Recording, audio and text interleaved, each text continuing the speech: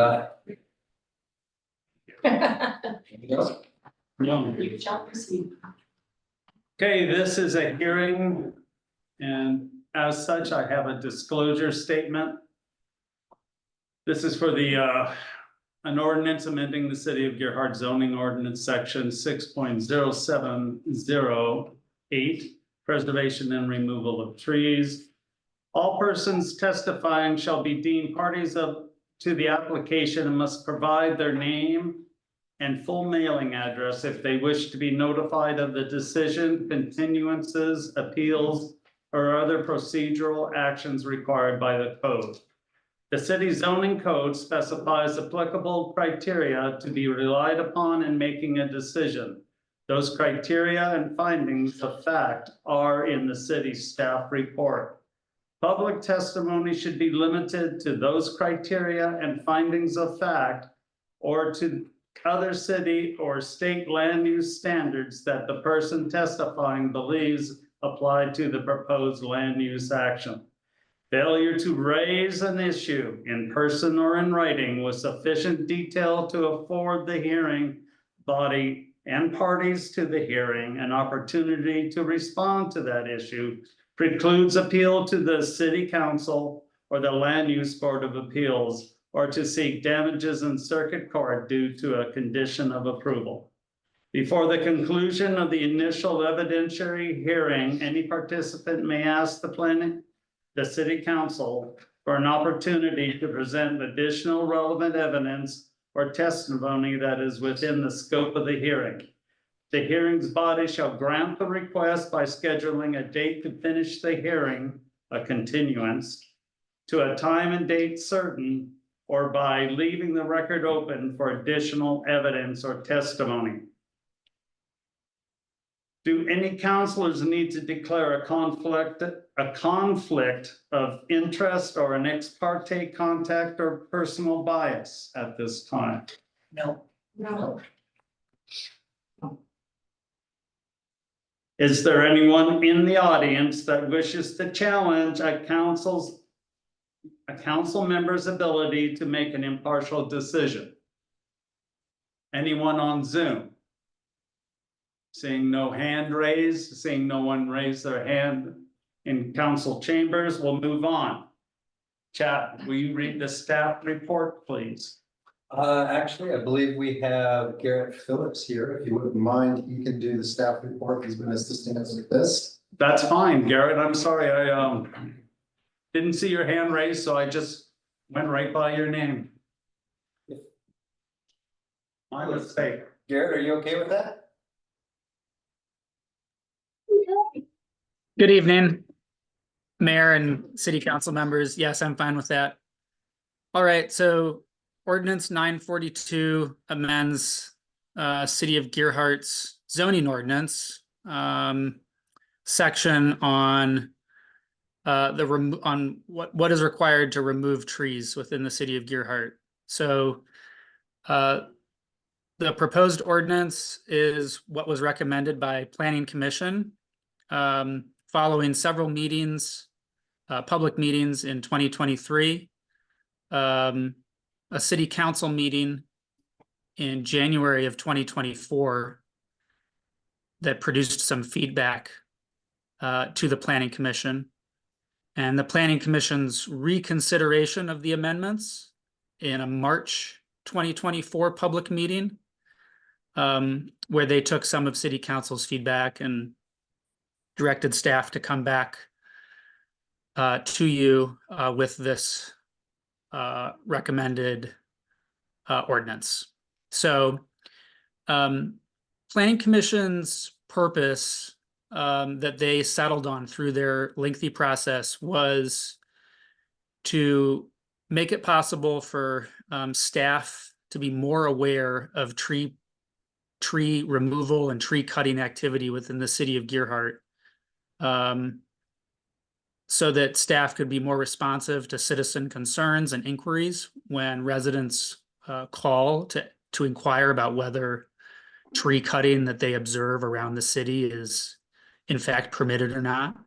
And they also wanted to make it easier to use the ordinance by changing some simple language that related to the measurement of trees, so that it would be easier for people to measure their own trees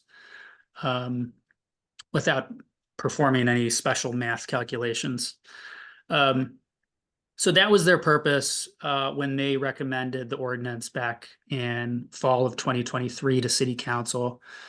When we brought the ordinance to City Council in January of 2024, individual City Council members had a diverse range of feedback and concerns.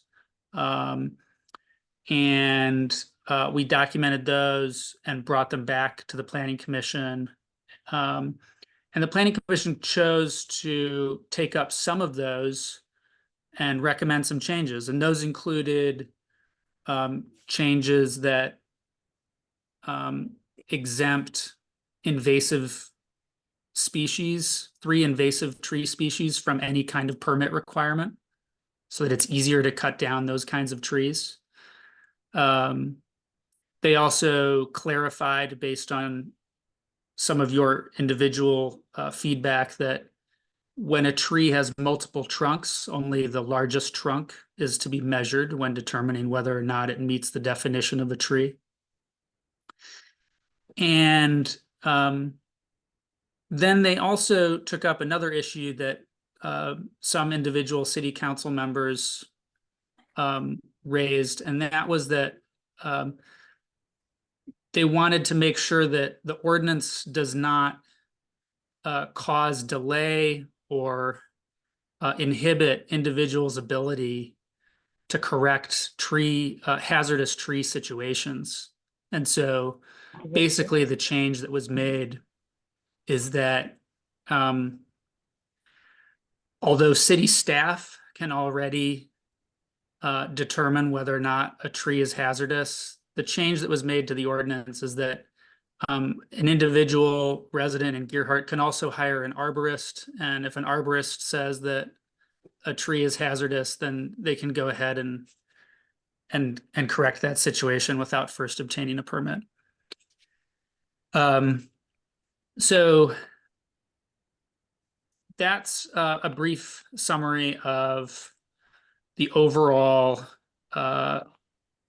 sort of process and this lengthy road that we've gone down that leads us to today. I'm going to go through the ordinance briefly and touch on some of these changes. So first, there are changes in Section B, definition. Again, I just highlighted those. Instead of where previously people had to measure trees in diameter, now they can measure their trees in terms of circumference. The definition of tree also does not include these 3 invasive species, and only the primary or largest trunk is to be measured. The definition comes into play in terms of which trees, require permits for being removed. So that's why this is important. We'll get to the next step in a moment. Section C includes a change in that Section C1 is language that was already in the ordinance, but we moved it up from the end of the ordinance to make sure that it was clear that these situations where there's new construction occurring, that trees that need to be removed within like a proposed building footprint, for example, those are exempt from the ordinance. And that was already an exemption that was in this ordinance. We just moved it from page 2 to page 1. That was part of the Planning Commission's deliberations in 2023. All right, moving on to Section D. I would say these are sort of like the primary changes that came out of all of the Planning Commission's work. And this is what speaks to providing staff with more awareness of tree cutting activity that's happening around town. So where previously removal of more than 5 trees in a 12-month period required a permit from the Planning Commission. Now, under the proposed ordinance, removal of less than 5 trees also requires a permit, but the permit is issued by staff, and there are no decision criteria for issuing the permit. The proposed ordinance states that staff are to issue the permit after receiving an application. So that is to say that the purpose of this is so that staff are aware that someone is going to be cutting down up to 5 trees, aware of the location, are able to count the number of trees on a rolling basis in a 12-month period if someone applies twice. But the permit is to be issued. There are not criteria, there's no basis for not issuing a permit for removing less than 5 trees.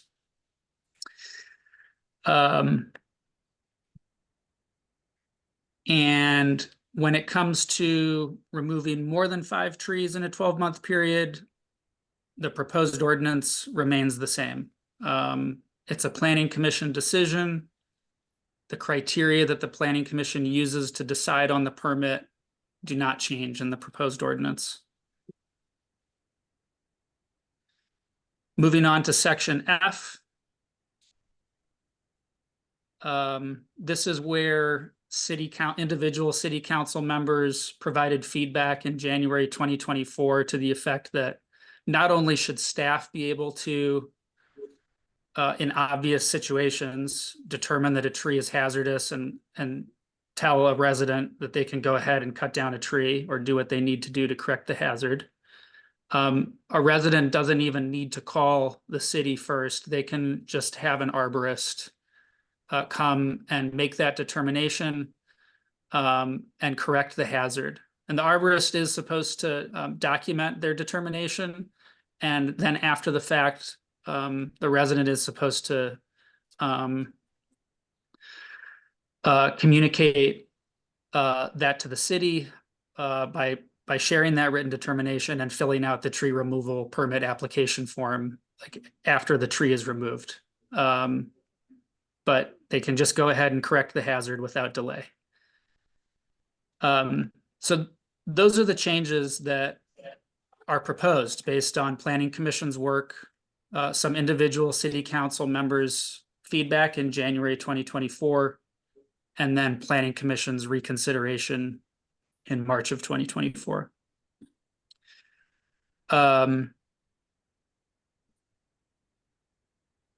Staff received feedback, public comments in preparation for the June City Council meeting. I believe there were 3 public comments that I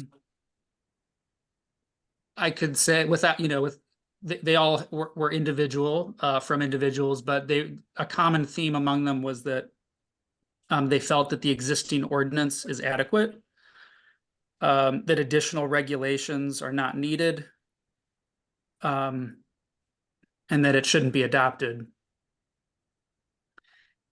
At the same time, I'm interested in hearing more from the public if there's specific concerns with how the proposed ordinance adds, to a real burden to the public, or is an overreach in terms of regulation, because in several ways the ordinance actually removes regulation or makes it easier to cut down trees. For example, in the case of those invasive species or where there's a multi-trunk tree, it provides that now an arborist can determine that a tree is a hazard instead of city staff having to concur.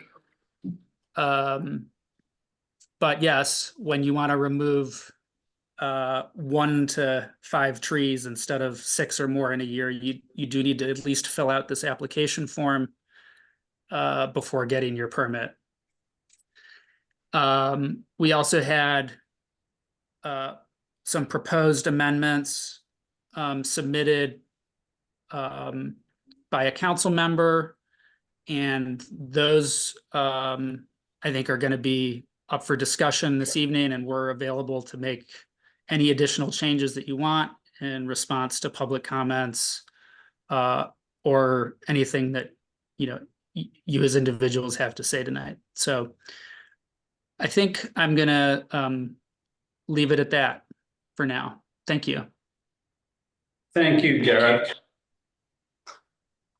So what do we have for an applicant's report if Garrett is the staff report? Do we have an applicant's report? No, Okay, that would then- be just part of the staff report. All right, so we'll move on to proponents. And I've got 8 names here. I know, Tom, you want to talk about parks? Yeah. So that'll be during the city council. Someone else, Audrey, you want to talk about fireworks, so that'll be at city council. Tree ordinance is Deanna Mansell. State your full name and address, Okay. please. I'm Deanna Mansell, 2945 Highway 101 North. I wanted to talk about basically the invasive species aspect of the proposed ordinance. The species that they had named are not a complete list.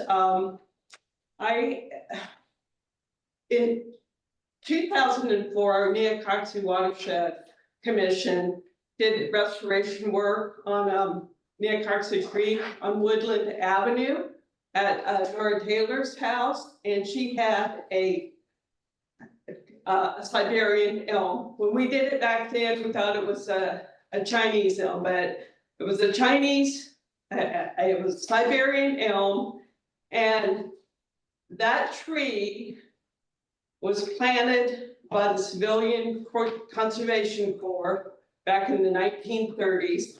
And it was for restoration and erosion on the creek. And so she had one of these trees in her backyard, and it was sending runners that were going up underneath the foundation of her house. And then a bunch of runners along the creek. So our first project in 2004 was to cut the mother tree down and then paint the tree and try to paint the runners along the creek. And because we did not continuously try to control the Siberian elm, the elm is all over the place. You know, I mean, Nora showed me in her front yard, the elm tree suckers were coming up in her drain field. And so I was saying, well, you know, maybe if we got a watershed commission involved in trying to address the elm trees in Gerhardt, you know, that would be a solution, but we need to add the elm tree on that list. And the other tree that I mentioned was the weeping willow tree that was planted in my neighbor's yard. And that tree is many times worse than a Siberian elm. So we need to kind of, when we're working on an ordinance, kind of identify what's going to create a problem in people's yards. So I just thought those 2 trees at least need to be added to the ordinance.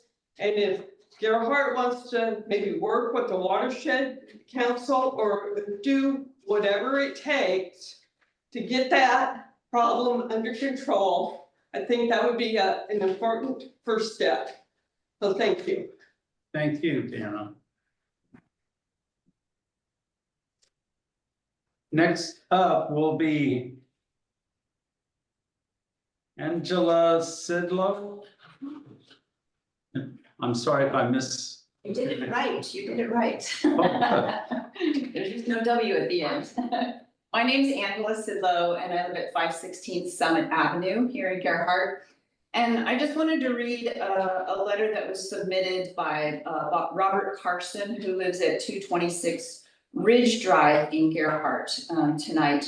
But before I read that, I wanted to just ask the question, if in all of this planning for the tree consideration, is the riparian zone being considered within this, or is that separate? Because I think we have a very big responsibility to have specific regulations regarding the riparian zone, because I know there's been some time since I lived here in the 8 years that the riparian zone was not measured before a tree was cut down. And so I think that's a big concern, because that speaks to a bigger subject about our watershed area and being good stewards for the beautiful older trees that we still have here. So with that said, I'm going to read Robert Carson's letter. He says, my wife Claire was raised in Clatsop County. We've been coming to Gerhart for more than half a century. With its waters, wetlands, streams, and the ocean, dunes, and wildlife, especially birds, Gerhart is a special town. Trees provide carbon sequestration to help combat Earth's greatest problem, habitat, beauty, and shade. Every tree is valuable, so it should be exceptional circumstances when one needs to be removed. We must have strong possible tree preservation ordinances. No tree should be cut down in wetlands. Of significant importance are the old-growth Sitka spruce along the ridge path. No building permit should be issued on land within reach of the next tsunami. Trees should be part of required landscapes for new development. The residents, homeowners, business owners, and public officials should be making the decisions about Gerhart trees. There should be no input from those with a conflict of interest, specifically businesses or individuals who receive payment for tree removal. Indeed, if Gerhart has not already done so, the city should apply to be an Arbor Day Foundation to be a Tree City USA. The number of tree species in Gerhart is exceptionally large. List available upon request. Thanks to planting by homeowners. Our native trees like lodgepole, shore pine, western hemlock, Douglas fir, Sitka spruce, red alder, a nitrogen fixer, and big leaf maple are magnificent. I ardently support a strong ordinance regarding the preservation of removal of trees and encouragement to plant more trees. Thank you, respectfully, Bob, August 3rd, 2024. thank you. Okay, now. Ivers, are you going to talk about the tree ordinance? Are you talking about? Well, I don't know if it will fit your agenda, but I wanted to talk about, or ask questions from the council here. What's the city take or responsibility of a tree that damages or destroys my house on city property? Would you please state your name and address and Okay, Evar's Lasdens, 701 5th Street. That's it would be the southeast corner of the Ridge Path and 5th Street. okay, And I have numerous times, the city's aware of my concern for many years, especially the smiling back now. And the tree is really taken a liking for my house. And it seems like every year it's liking it more and more. And sometimes in the winter time, when I come back, come to Gerhart, I worry about it if you know, should I sleep upstairs or downstairs, kind of a thing. Iris, I think you're a neutral comment. And right now we're with proponents, which are people for the tree ordinance. Mm-hmm. So I'm gonna move you 2 steps to the neutral comment, and we'll address that at that time, okay? Okay. That way we can. I'm wondering if this is, you know, fits your agenda right now, you know. Well, it's about trees. I don't know that we can answer your question as far as I'd have to ask Chad.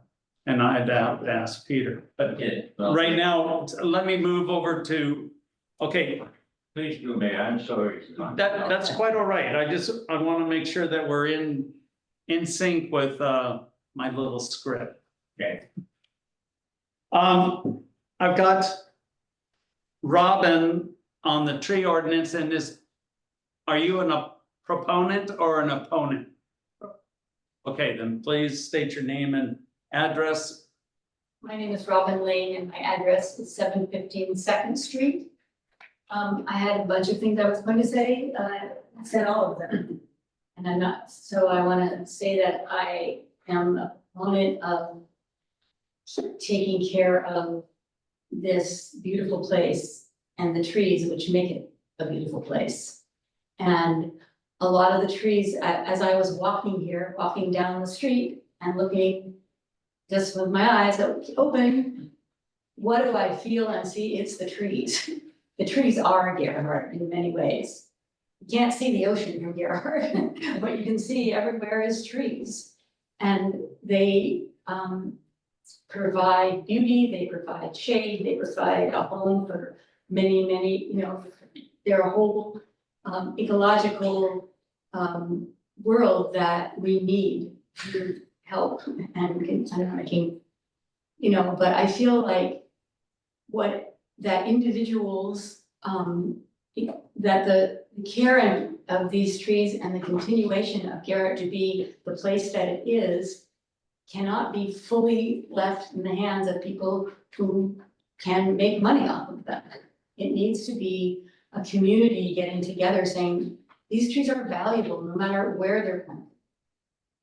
Whether they're on someone's property or not, and they're gonna fall on someone's house, they need to be taken care of. I feel like, so however much closer this ordinance takes that, the possibility that people can know what people are doing to the trees before they do them, before they're removed, because they're hundreds and hundreds of years old and they cannot be replaced. And if you can imagine Gerhardt with no trees, most of us would probably not even be here. And I think that whatever can be done to protect this resource that we live with, but it's not really ours. Okay. That's it? Thank you, Robin. So I'm for it. Yes, And I'm okay, for more. okay. All right, Matthew Johnson, are you a proponent or are you an opponent? Can you maybe choose a neutral? I'll move you to the neutral. Okay, Bill Cordy, I'm another neutral. you're another neutral, okay? All right, so that's all the proponents. Are there any hands raised on the screen? I don't see any. All right, we're moving over to opponents. Are there any opponents to the ordinance?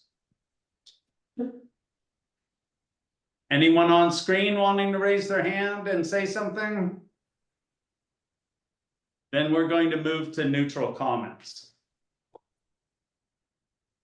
Iris, you're up. Yours. What? Yours. Evar. I'm sorry, I'll keep saying it the wrong way until I get it right. Mayor, for that same reason, the people have dropped the I and call me bars, okay? Gosh, that's so much easier. Thank you for that. Well, I don't know if this is on a program or not, but my problem started when a neighbor to the west or on the other side of the ridge path built his cathedral there and did some land moving in. And this is what I think under Mr. McNulty's leadership here, the city manager. And I complained at the time that the tree that was being left was not good because it was a wooded area and the winds from the west, were protecting this thing. And of course, everything got cleared except the tree that's on the city property on the ridge path. I think the 30-foot right away, 30-foot right away. And, you know, it re-excavated and the tree would start leaning, and now I think Chad's seen it, you know, my concern and, you know, Mr. McNulty fixed it, you know, take it out and the person that was building the house at that time, he doesn't own it anymore, somebody else has bought it. And, he exited, you know, and the person building the house said, no problem, I'll put it in with the rest of the stuff and, we'll just take it out. Well, we had a next door neighbor was, you know, I'm not gonna call him a tree lover, I said, I like trees as much as anybody else. And of course, the next time I came over, next weekend came over, the X was gone. I said, what happened? Well, next door neighbor, person complained about it that shouldn't be taken out. Well, I've been an architect now for 62 years and I've seen some damages, tree damages and where buildings have been damaged, destroyed, you know, all over the Northwest. And you can't predict these things. Is it going to happen or not going to happen? Are we going to have a tsunami? Are we going to have an earthquake? Are we going to have a worst windstorm that we've ever had? Who can predict that? All we can do is just anticipate. And I don't like it. I don't like that tree there. Okay, so I don't know what I can do about it. I don't want to do anything about it. It's on the city property. And, you know, I've written letters to the city. Chad has had arborists out there. And, of course, I think one guy said, no problem. Another guy said something else. So, you know, figure it. But I am worried and I'm tired of it. Okay, Take a look at it, Mayor. I will take a look at it tomorrow and I'll talk with Chad, okay? Okay. And we'll get something in writing to you, what we're gonna do. Well, we've done that before and, I will make sure it gets done. okay, thank you, Mayor. You're welcome. Matthew Johnson. Your name and your address. I'm Johnson, 338 Summit Avenue here in Gary. I just want to say two things. One is, after going through all this paperwork, it was very evident to me that there's a lot of heart and soul, a lot of time put into this. And I just want to say, as a part of the city, thank you for doing it. That's awesome. The question I have is on the application, there's a reference to mitigation. And my question is this assumed that with any tree removal, there is an automatic need for mitigation? Or is if someone's going to provide mitigation, what would that look like? I do not know where that application is that you've got. Chad, where is that? This might be in reference to a major tree ordinance, which would be taken up by the planning commission. And that is on page 2. Let me just see, 2 of ordinance 942. So it's in this case, and it's section E. So we have not been given an exact What? example of the application I was talking about. No, I think he's talking about the ordinance itself. No, No, he's talking the he's holding the application, right? application. Yeah, this is what I picked up this week, and I saw that, I think it's a great idea, but I didn't know if it was sort of like mandated.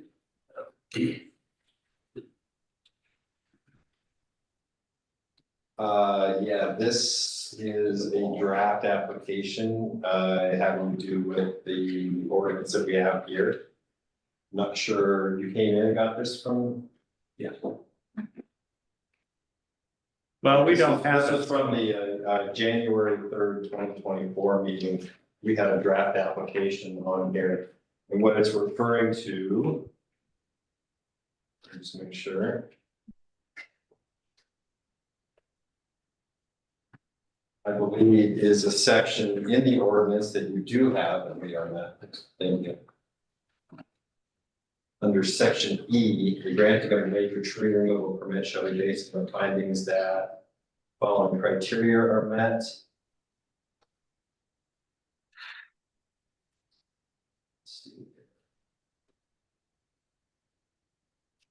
Matt, I'm gonna have to get back to you on that because I don't have, May I? may I? Yes, you may. Okay, to cut down or remove more than 5 trees in a year, a major tree removal permit is required. That's how it's been for years, and that criteria, the planning commission make that decision, and one of the things they consider when they're making the decision is mitigation, like are you gonna plant replacement trees for the trees you're removing? And so, yes, staff, when we were drafting sort of an initial draft application form, included a prompt that would help applicants respond to that criteria so that the planning commission could make an informed decision.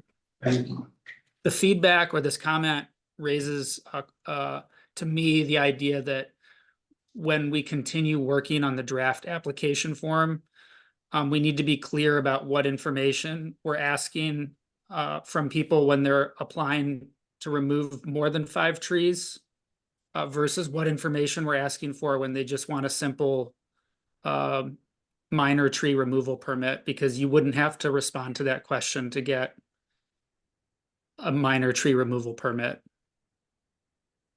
You could do no mitigation, and staff will just issue you the permit once you fill out the form. And for those of you looking for that, that's ordinance 942, section D, lines 3 and 4. So am I allowed to ask a clarifying question? Right now? Or should I wait for you? Wait, You please. can do it now. Oh, you can? Yeah, because it seems like members of the public might express concerns one way or the other based And on. it's just specifically to his question. I think Okay. it'll help me understand his question, what he's asking for. So Garrett? Can you hear me? Yes. Okay, so I'm looking at the January packet that we received from you, and the tree cutting permit application that was attached to that, was that a draft of what you were imagining we would put out for both? It would cover both a single tree and more than 5 trees? Yes, and it was meant for just illustration purposes on where we were headed, but we've been waiting for the ordinance to be adopted before we actually finish the application form. Okay, Yes, but it was intended to cover both situations. and you're making a note that should the ordinance be passed, that would need to be clarified. Yes. Okay, thank you. Great.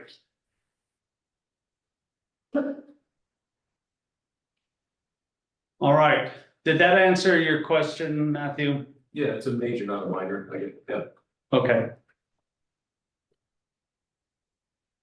Bill Corky, name and address, please. Bill Cordy, my address locally here is 815 South Ocean Avenue. And my other address is 3963 Southeast Lake Road in Milwaukee, Oregon. I wanted to know if you could go through the process if someone has minor tree removals on their property. Because it seems like it's different now. They just have to fill out an application, and the city administrator is not going to come out and take a look at the trees. How are you going to know whether or not someone's not being honest as far as the dimensions and the size of the tree? How is that going to work? Are you going to take their word for it? Because there are a lot of people, some people may not be upfront about, small trees are going to cut down versus larger trees that need to be stopped. What are you going to do on that? How do you? The intention is to go out, once we receive the permit, to go out and verify the tree sizing. Okay, and are you gonna be the only one? Because I know Sharon Kloffner and this winter said that you probably should have more help. You should have a committee to help you, get around town. Is that gonna happen? I've got some planning staff, Angelina would assist me with that, but her and I would be the primaries. Okay, and then the other thing I had, if I have a few trees that I want to take down on my property, can I do it, or do I have to get a certified arborist? My understanding of the ordinance is that you would be able to do it. Okay, because, we cut down trees in the dunes and we have to get a certified arborist and they're much more expensive. than if I do it myself, or if I get, you know, like I found a husband-wife team up in Ocean Park, and they've cut some trees down for me on my property, and it's been a lot less expensive. So I'm glad that I can cut it down or get a cheaper, Not necessarily on the dunes, Mr. Cordy. Yeah, I know. You would still need to go through a different process on the dunes because that's a different ordinance. right, But on your own property, right, if the trees were undersized, then you wouldn't even need a permit. You could cut those down. I would not be verifying those. I would only verify that in which you actually filled out a permit for to remove larger trees. So this wouldn't prevent you from cutting down something that's smaller, say a 6-inch. Or a smaller circumference trim, so I don't even need to fill out a form. not according to this ordinance, no. Excuse me, what's your address? 815 South Ocean Avenue. So you're south of D Street, Yeah, we're at the very end of South Ocean Avenue. okay. You realize that from your property line there, out 60 feet? Okay, from your property line west until you get to the, basically the Gilhart boundary, that's That's city property, Right, yeah, well, I've known that for forever. okay. Yeah. Yeah, but what I'm talking about is the trees that are behind our house. And they're not part of the dunes, it's private property. As far as where this new ordinance applies, So they're on your 100-foot setback? Yeah. Okay, That it? yeah. Okay, thank you. thank you. All right, so that's it with the neutral comments. The applicant's rebuttal is non-existent. Mr. Mayor, Yes, ma'am. Commissioner Don Frank has his hand up. Don Frank has got his hand up. Are you neutral, Don? I'm a neutral, Mayor. Okay, then please state your name and address for the record. My name is Don Frank. I live at 988 Summit Avenue in Gilhart, Oregon. What I would just like to say is I'm a member of the Planning Commission, and I would like to back up a couple things. One, that what Garrett Phillips has said about the Planning Commission's efforts over the last year and a half to address this concern as far as looking into the tree issue. And the Planning Commission did meet 8 different times to look at this. And what you're seeing is the results of that. It is true that their changes are specifically about allowing the city to document the tree cutting process in town and how they can respond to requests and complaints and just create a database of what exactly is happening. We also did change the circumference from the diameter for ease in that way. Other than that, nothing else has really changed. The 5 trees or less is the same as it was before. But I'd also like to just clarify a couple of questions. Like my neighbor, Angela Sidlow, specifically asked the council if it applies to the riparian area. The answer is no. The riparian area is a special zone like the dunes of the gentleman that just before me said. So it does not apply to the riparian area. It only applies to your property that is outside of that area. I'm probably the first person in this town that did apply for a major permit through the city because we had hazardous trees, which were actually on city property, but affected our property. Part of that entanglement was just the process of trying to figure out how do we manage this kind of thing. And through the Planning Commission process, through working with the staff, Chad and Angelina, we came up with a solution. Part of that solution to remove 5 trees was to replant some other trees, which we have 1 year to do so. So sometimes in Gilhart, which is a semi-rural community, we do want to maintain that. Sometimes some trees may and will come down. Sometimes some trees will be replanted. So the tree ordinance, as it's written right now, doesn't change the character of Gerhardt. The city would just like to know what's happening. So, and Ms. Mansell, I agree with you, like coming up with a list of invasive species is harder. There's probably a lot more than that, to be honest, too. So I'm not so sure that limiting those 3 is actually the answer, but I just wanted to put my 2 cents in there and let you know, as a planning commissioner, to clarify some answers. And in our individual case, the process worked. And I'm happy to report that we're moving forward with that. So that's all I have to say about that. Thank you. Thank you, Don. All right. Is there any other hands up? Christie? No. Thank you. All right. Everyone's had their say. No one's waiting. Hearing's closed. Now we'll go to discussion. Now, in discussion, what are we discussing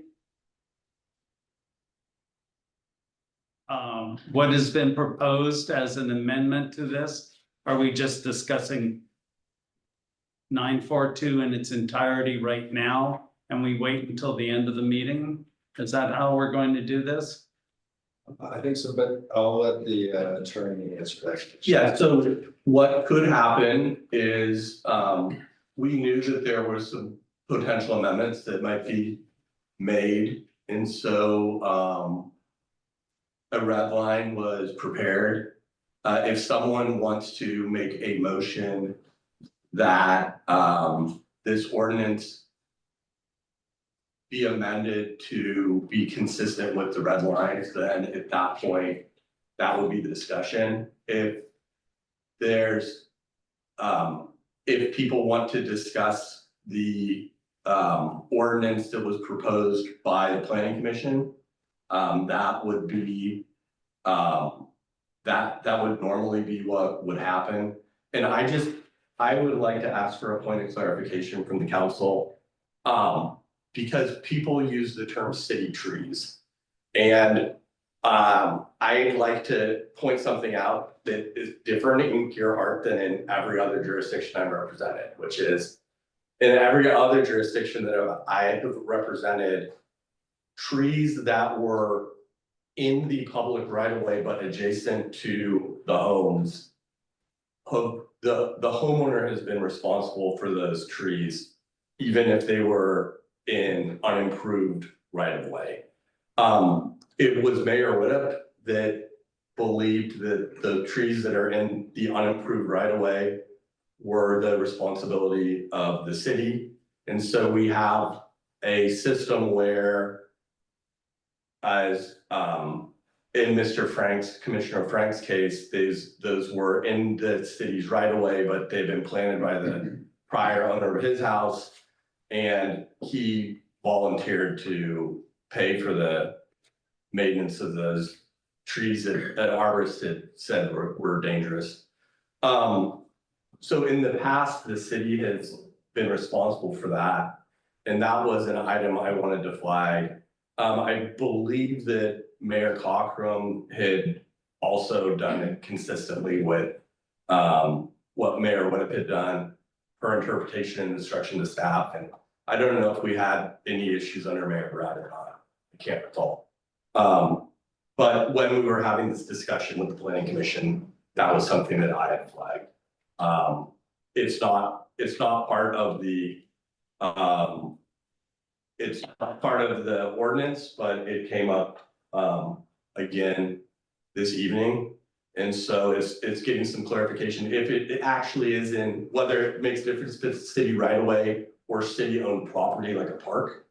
And also if what system the council would want for, if it is in city right of way or city owned property, then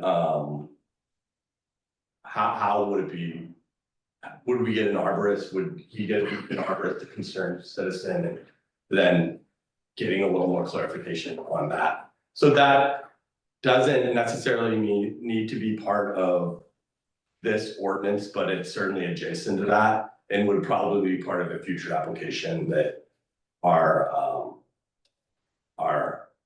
head planner would put together. So I'm gonna flag it, because we want to give you an answer.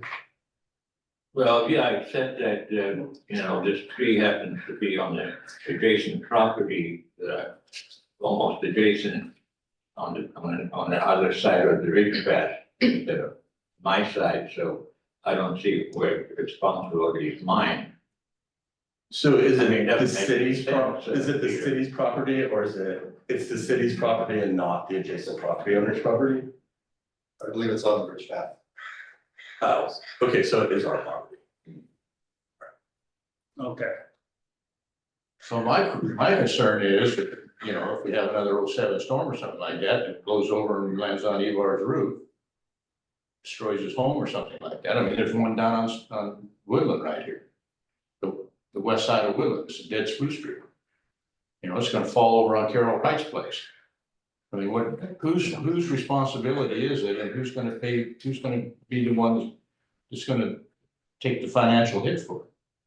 Because, I mean, if it falls on Evar's property, he can sue the city. It also, Preston, I realize if I'm in the right of way of a street or something, I've been taking care of city streets, but I'm not going to take care of the ridge path, That's sacred, that's almost as much sacred ground as Leslie Miller Park. where you stop, So, I mean, my question to you, Peter, is, I mean, whose responsibility is it if it goes over? So as a general rule, cities have sovereign immunity, but if the city is aware of a dangerous condition and creates a dangerous condition, then so if we're aware, then they probably have grounds to sue us. Whether we're going to win or not is going to be fact specific. If we create the danger ourselves, then we're looking at liability. So it is. Would we have a problem? We might. It's a fact specific inquiry. So if we had an arborist that came out and said the tree was fine, we should be able to reasonably rely upon that. If we had an arborist came out and said the tree was not fine, and then we fail to act, he has a stronger case. Also, at one point, the city agreed that the tree should come down, and all of a sudden a neighbor comes to the city manager and says, no, I love my tree, and next thing you come out, the X is gone, Well, I never worked with city manager McAnally, but my understanding is he didn't tend to document things in writing, so there's probably not a file there. Probably plenty of people that heard him. Here's what happens. I mean, you see it all the time on the highway right of ways, right? The state of Oregon wants the illusion of Oregon's green and, we're timber friendly and everything like that. But on the other side of their right of way is private timber company. So the private timber company cuts their trees down, right? They've taken all the wolf trees. Basically, they have the roots that are supporting the system, right? And all of a sudden, we have a storm and all the trees blow over on the highway. Okay, now this is, I mean, the guy cleared the lot on the other side of the ridge path, took all the wolf trees out, trees that were protecting this one. And now this one here is standing alone, and it doesn't have the root system in order to be able to support itself if there happens to be a major storm. That's just a fact of physics. Also, 12 years ago, 15 years ago, that tree was like 12 inches in diameter, and now it's 3 feet in diameter, it's a major tree standing by itself, leaning right at me, Okay. Let's move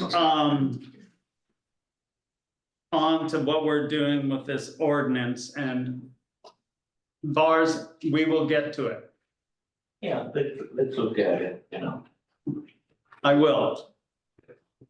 So the idea is there a motion?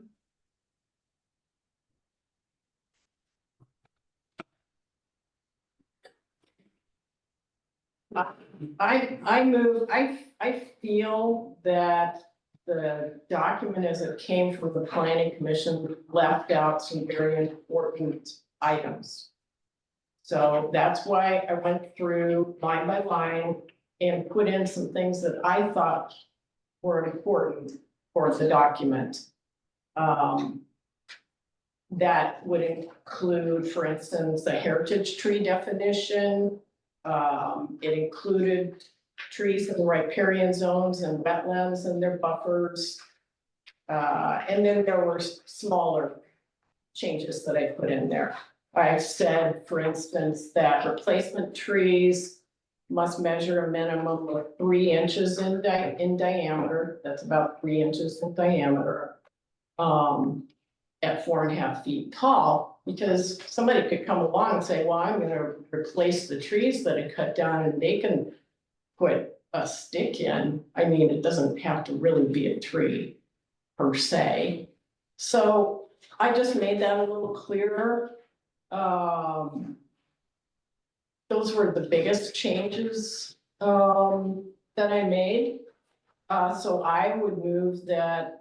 And unfortunately, this hasn't even gone to the public for consideration, which I would like it to.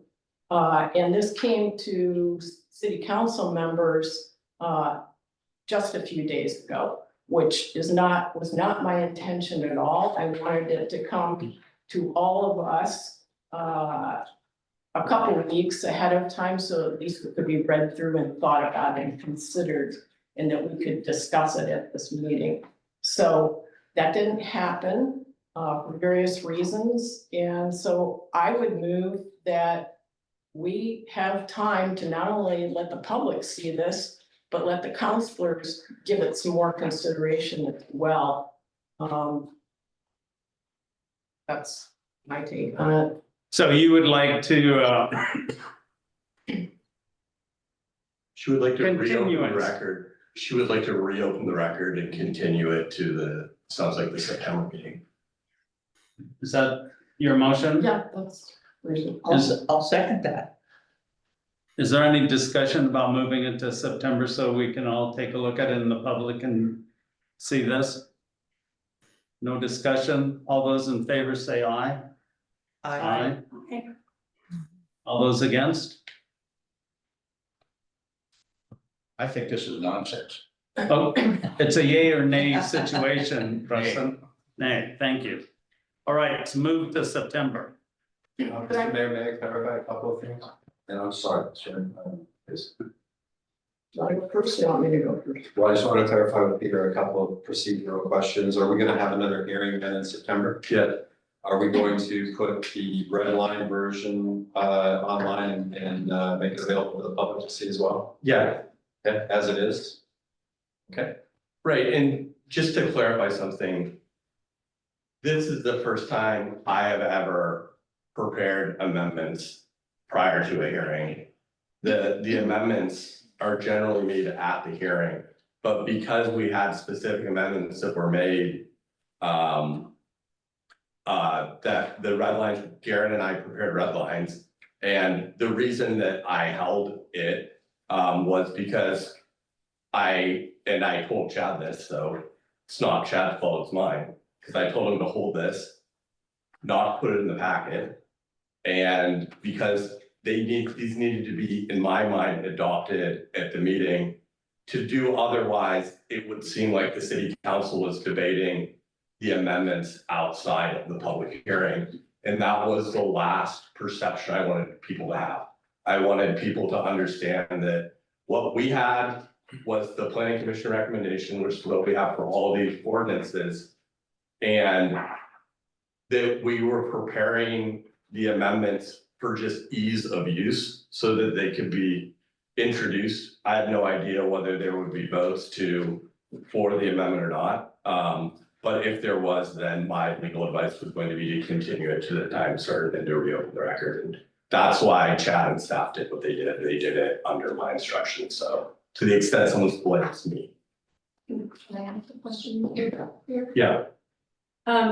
So if one of us disagreed with it, so basically what's come to us now is a document that was submitted to us from the planning commission, which again, I agree with Dawn. They spent a lot of time on this. They worked very hard on this, and this clearly is not an easy thing to work on, or not as easy as one might think.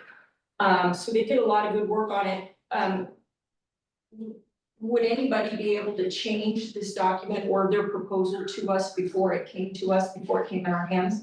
Would that have been appropriate? I mean, somebody could have brought it as their public testimony and said, I prepared amendments to your, or Ms. Mansell could bring us and say, hey, there are these 4 other trees that are very destructive and, I mean, yeah. I've been on the council, like if I had said, well, I disagree with this and I want you to insert this, when would be the appropriate time for me to do that? Would it be here in the city council meeting, or would it be going to staff ahead of time? And saying, I want you to change what the planning commission did?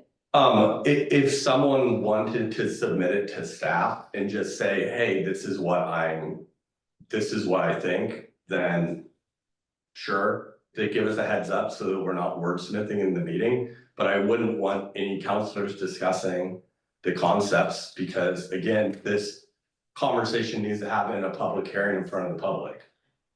Because this is obviously an issue of importance to a lot of people. Okay, Wait, is that all, Chad? That's all I had. Yes. Okay, may I just say one more thing? Is that okay, or? yes. I mean, I can wait till September, but I'd rather say it now. No, you can go ahead and say it. Okay, so what I wanted to say is, you know, I've only been on city council for a year, so I'm really new to this process, and I'm sure I'm, you know, gonna make mistakes, and I keep calling the Oregon Ethics Board to make sure I'm not making mistakes, and anyway, I'm learning.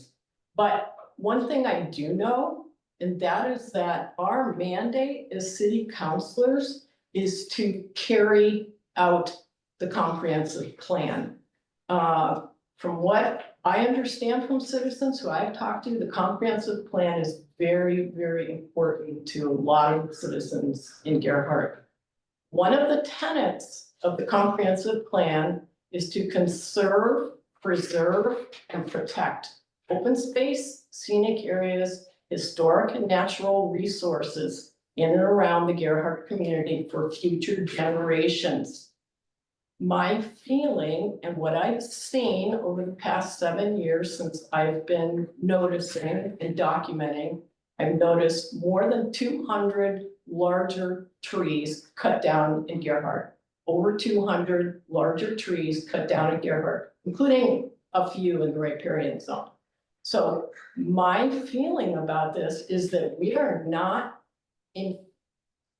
The city has not been Can I doing. interrupt you for just a minute? I'm gonna make a motion that we reopen this, or can we reopen this because this is going? I'm done. What I'm she's almost saying done. is leading to, well, yeah, but I have some things that I would like to say. I mean, my strong preference would be that we do this with community input in September. Okay, That would be my- And I just want to point out that with our comprehensive plan and with our land use goals, we're constantly balancing the state's requirements.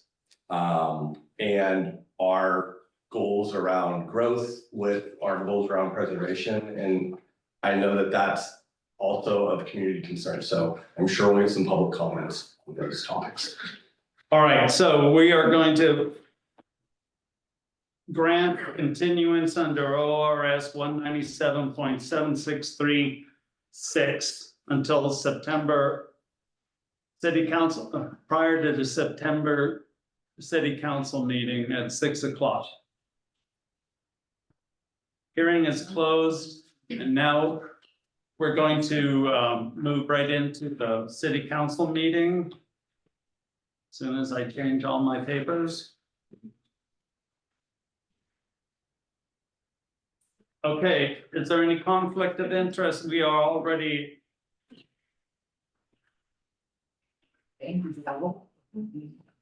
Open city council meeting. I'm There you sorry. go. It's all about the capital. Thank you, boss. All right, is there a declaration of any conflict of interest from the council? Okay. Someone give me a motion for the regular meeting minutes, please. July 3rd, 2024. I move that we accept the regular meeting of the city council of Wednesday, July 3rd, 2024.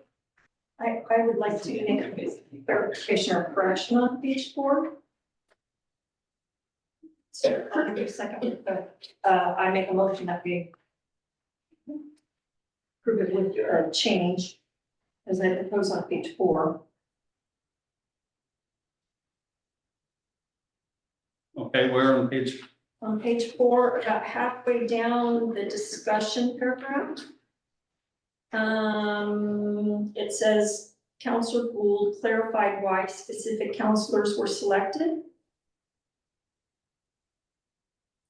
okay, And I don't recollect that I clarified why specific counselors were selected.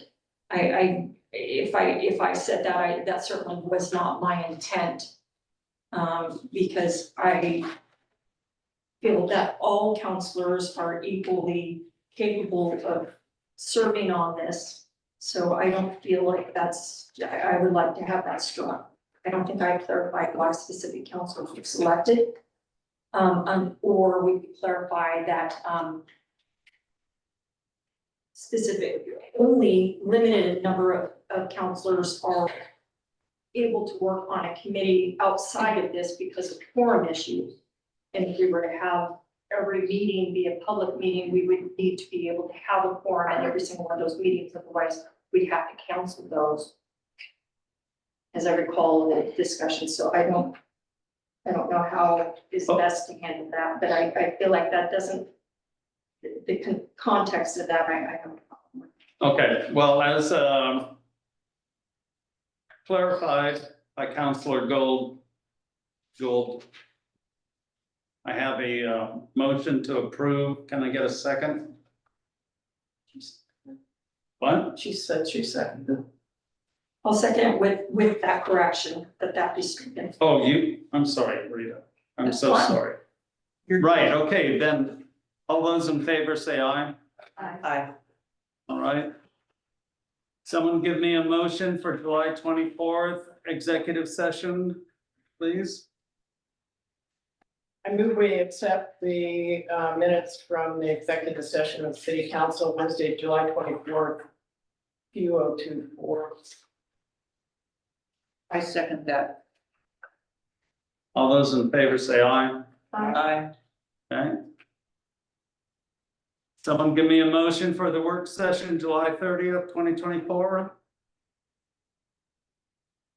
I'll give you a motion to approve the minutes from the work session of the city council on Tuesday, July 30th, 2024, but I also have a correction on page 3. On the second paragraph. He then asked about the interview questions, to which he shared the word they. The word haven't.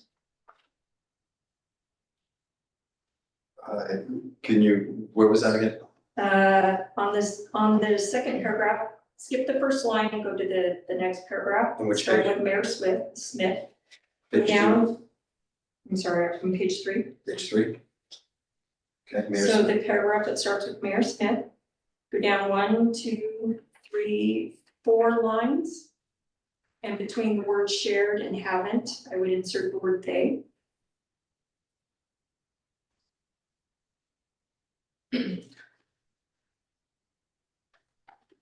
Okay, thank you. I have a question about this, about these minutes for the work session. We've seen the contract between the Quash Group and City of Gerhart. Do we have a copy of that? Yes, and I believe that that was approved for issue by the city council. so we have seen that contract. I didn't have time to go look for it. Yeah. So my question is, does it specifically say in the contract that Klosh is to report to you? Is that the wording? I'm not sure exactly. Yeah, I'm not either, so I'm wondering about that sentence or phrase in here. Well, it was said in the meeting. But, yeah, I'm not sure, I could do some research for you, but I believe the single person report here from the Clash group on administrative duties and things like that would be me, but I can't say for sure. I don't recall. Yeah, I mean, I'll try and dig that out, but I was just wondering about the wording of that.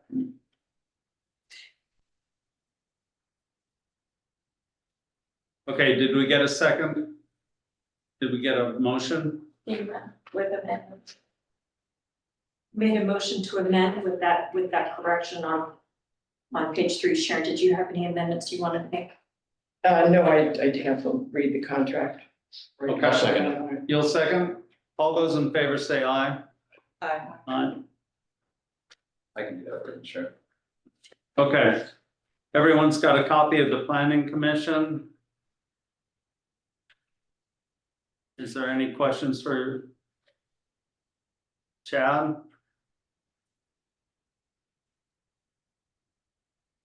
Okay, moving on, it's the mayor's report, and I'm gonna tell you that I was gone for almost half the month because I was on safari and had a great time. And I did attend the Javati Town Hall with Alan Seaver and Mark Yulee. Wait, thank you. Whaler. His name. Finish. Yeah. All right, and it was a great time. I actually talked to Javati about our water rights. I met with him back in January of 24 during the city at Salem. And I will be meeting him again this January to talk to him about our water rights. He's on board. He's still got our pamphlet that I made up. It's a cute little thing with all the information that we have on water rights and why we need them. And I also went to the small cities meeting that Gerhard was co-sponsor for because of Dana and her participation in it.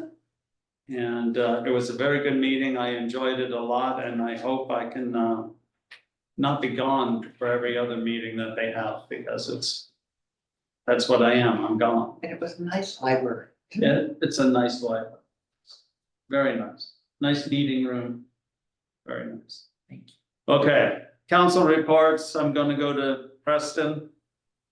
The Clash group, we, as far as the police and fire building, we have, the mayor has appointed an architectural approval committee. And basically, I think Dana and I are in the ways until you guys have all your needs for the architectural. The selection committee, I'm not part of that, and they are, they've already had a meeting, right? Today, right, and they've got their work cut out for them. I got like 150 pages of technical paperwork they have to read in 6 days. Ooh, thank goodness. Ooh.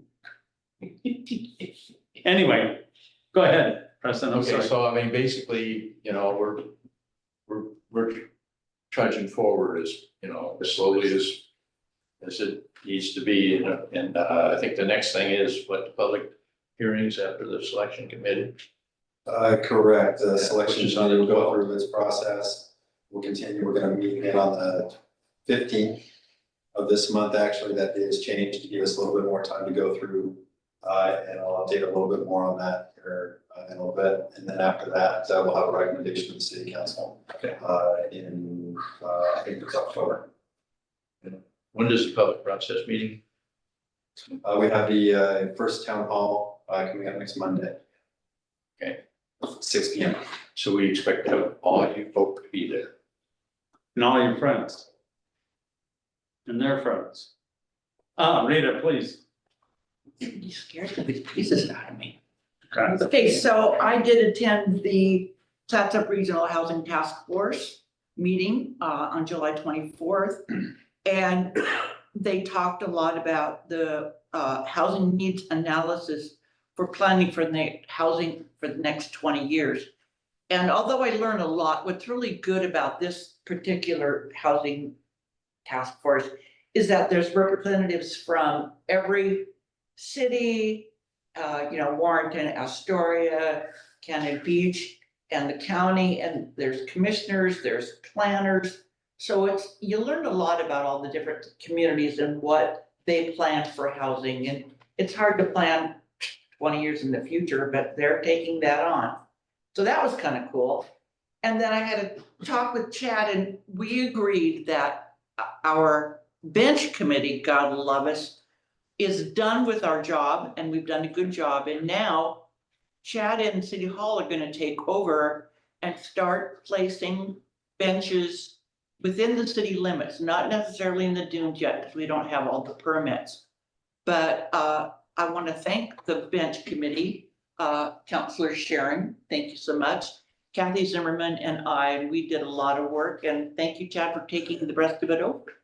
That's all I have. Okay. Sharon.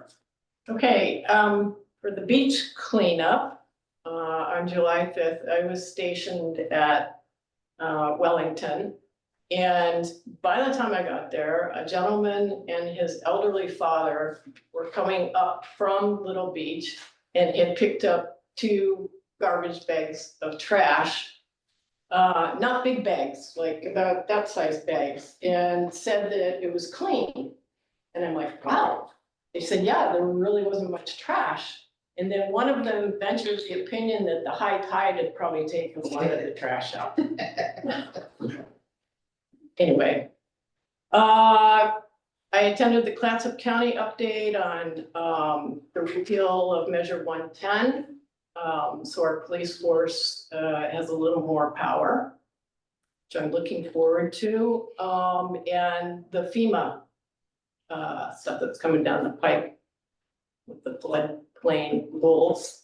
And I also went to the League of Oregon Cities, which among other things, addressed the recreational immunity and where that ruling is at, which at this point, it does protect us for trails and access points, but it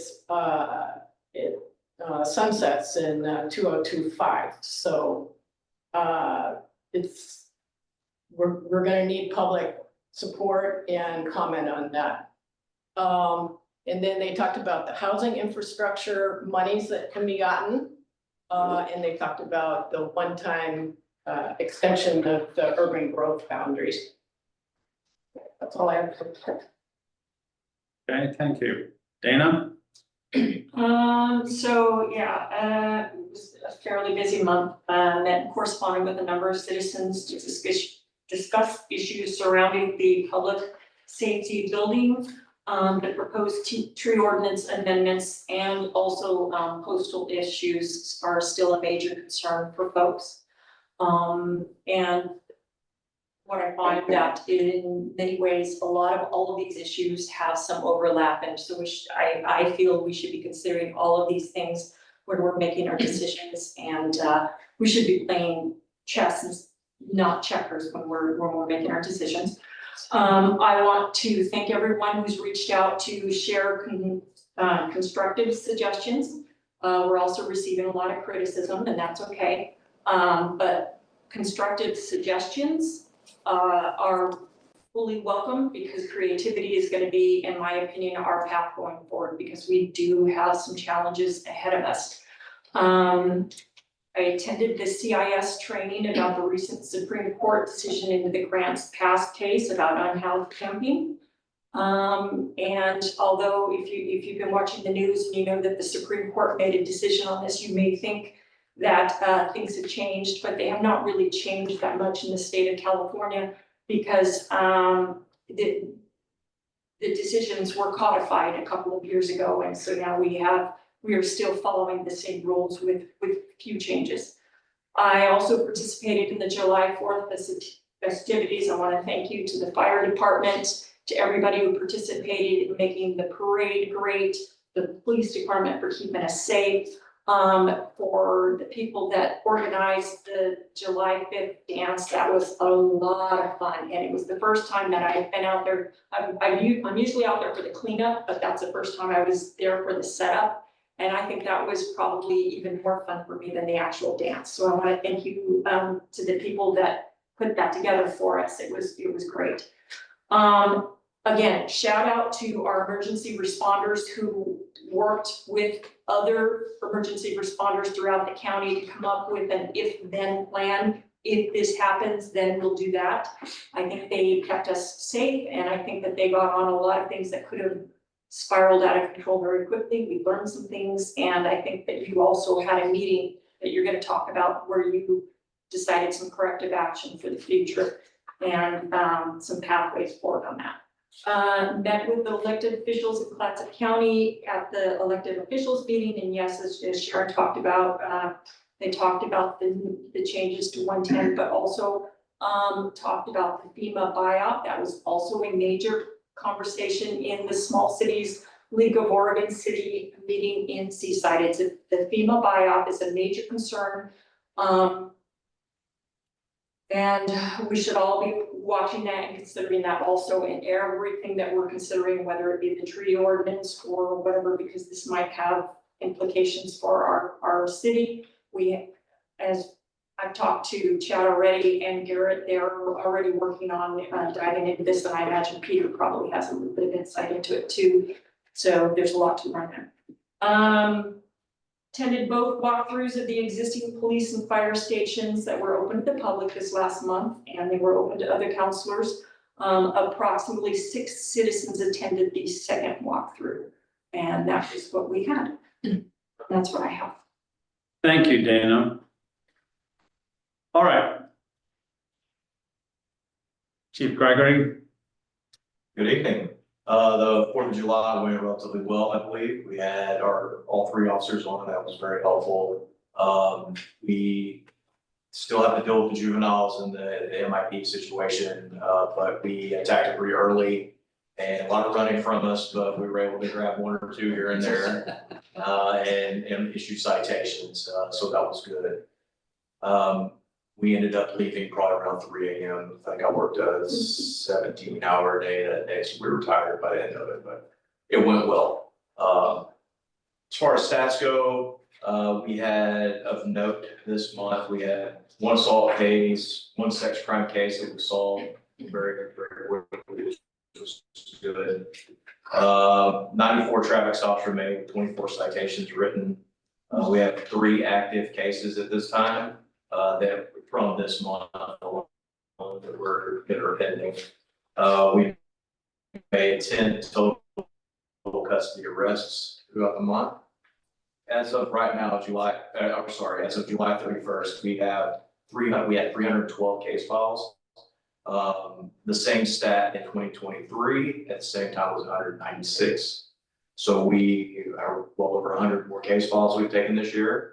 If you add in line entries, which are involvement with the police, so we don't actually take a case file, but we are involved in something, whether it be field interviews to traffic stops, we're at 322 this year, and that gives us 634 action items as of this year so far. So we're absolutely being more proactive and being busy, and we look forward to any feedback from you guys. Thank you, Chief. Thank you. Anyone got any comments for her? All You know, right, I have a comment. okay. Just seeing you guys out and about is just a wonderful thing. Thank you. That's our goal. Presence. Makes a difference.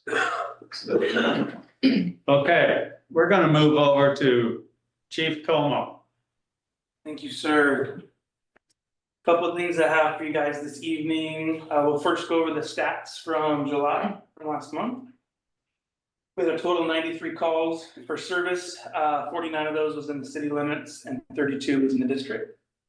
We sent out aid 12 times, 6 was to Seaside, structure fires, trash fires, brush fires, and a couple times they needed extra manpower like that. There's 3 structure fires in Astoria. I wanted to note that with those, we don't automatically go to Astoria. Our first step is to go to Warrenton, back to the Warrenton. Warrenton moves up, it's like the ripple effect. From there, we did go to Warrenton once for a structure fire for there. I believe that was the one at the mill. There was a big hopper in the mill that caught fire. Hamlet was one, 8 we sent on Saddle Mountain, and we'll go to Saddle Mountain Rescues. We just sent 2 of our people because it's a faraway call and they need so much manpower to rescue the person like I'm bringing down off the trail. We had 1 mobilization last month with the state, and we received aid once for a wildland fire. How that compares to the previous year, or July 24. July 24, we had 114 total calls. We had a few less calls this year, but total of July. But we are at the end of July, 20 calls ahead of last year in total with that. And then for July 4th stats, we had 35 track incidents, actually incidents, fire incidents we made logs for and fire calls for, 35 of those. We had 23 firefighters on standby that day. Some of them came and went. 10 of those firefighters pulled a 20-hour shift here until 4 a.m. They got here at 8 a.m. We gave out 1,500 hot dogs. With that, some miscellaneous info, we had, it was at least 15 additional incidents. They're kind of action items, as Chief Gregory said. We didn't fully make calls for them, such as one of them was a lost person. The person came, said, my daughter brought friends with her, we can't find her. Through conversation, they showed us a picture, we were able to resolve the situation right there, so we didn't make a call for it because we handled it within a couple of minutes. We put out well over 50 campfires on the beach, and that's after the high tide came up and out. And that's only the fires that was near the dunes and the dune grass. We don't put out every single fire, just the hazard ones. If we don't put them out, we usually end up getting called back anyways to them, and then they have a hazard, they could blow the embers into the dune grass and stuff. Nice. So unless anybody has any questions, that's what I have for you. Yes, you. I had a question from a citizen, and I didn't know how to answer it. When you're aid for a fire situation, do you guys automatically suit up for that? If we're going to just stand by that station, so there's a couple different kinds of aid. If we're going into the scene, the incident, yes, we'll suit up for that. If we're going like the 3 times that we went for, it's called We Aid Astoria because it's their call, but we only went to Warrenton, we bring our gear with us because we're responding to calls for Warrenton as Warrenton Fire Department. So we have it with us, but depending on how we go is it. So thank you. Great. Anyone else? Thank you, Chief. Thank you, sir. Master of money.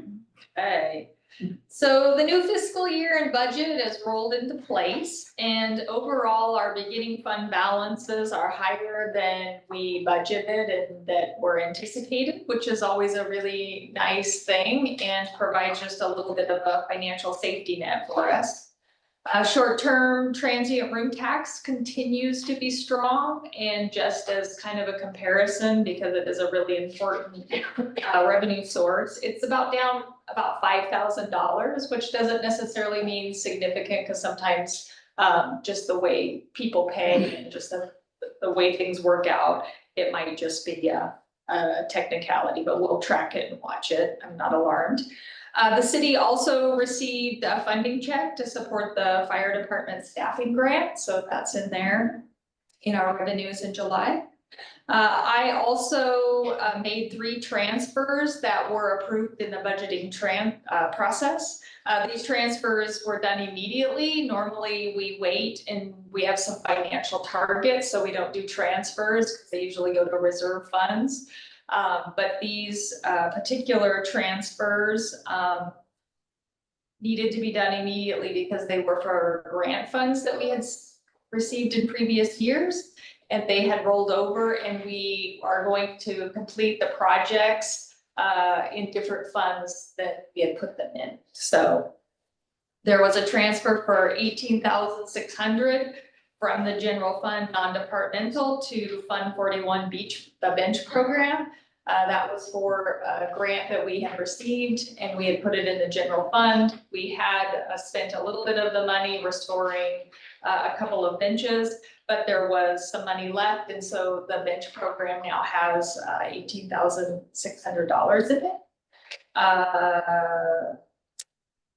There was both a $230,000 from the general fund non-departmental and a $25,000 from Fund 50, the road district, that we transferred to Fund 71, the water reserve fund. Those funds are from the American Rescue Fund grant. We've actually received those over 2 years and have not spent any of those monies, but we transferred those to the water reserve. We do anticipate we need to allocate those by December, and we have some water infrastructure projects that we hope to have lined out by December. We can spend the money later, but we have to allocate it by December. So those have been transferred to make sure we have those in the right funds. In expenditures, the annual safe workers' comp payment was made. These expenditures are distributed throughout all salary accounts, so under the personnel services, and it's for the entire year. The premium cost did come in lower than we projected. SAFE is a relatively new company to us, so our experience modifier, which is how many accidents and how much is spent out, is still undetermined for us, so it's harder to gauge. We only have a little bit of historical reference for them, but it didn't cost us this much, and we also get a prepaid discount for paying early. The fire department had their annual payment in purchase services, $10,1372 for communications services that they get through FirstNet. Also, they're partners with AT&T.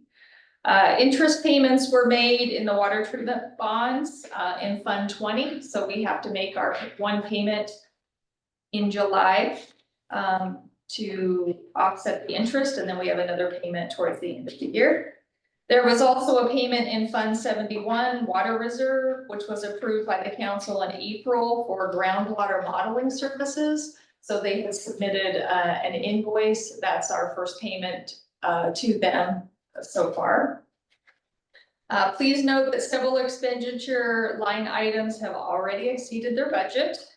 10/17/39 planning postage was due to the volume of required public notices and code enforcement notifications. We've seen a large increase, and we didn't anticipate those expenditures quite that high, but it shouldn't be a problem.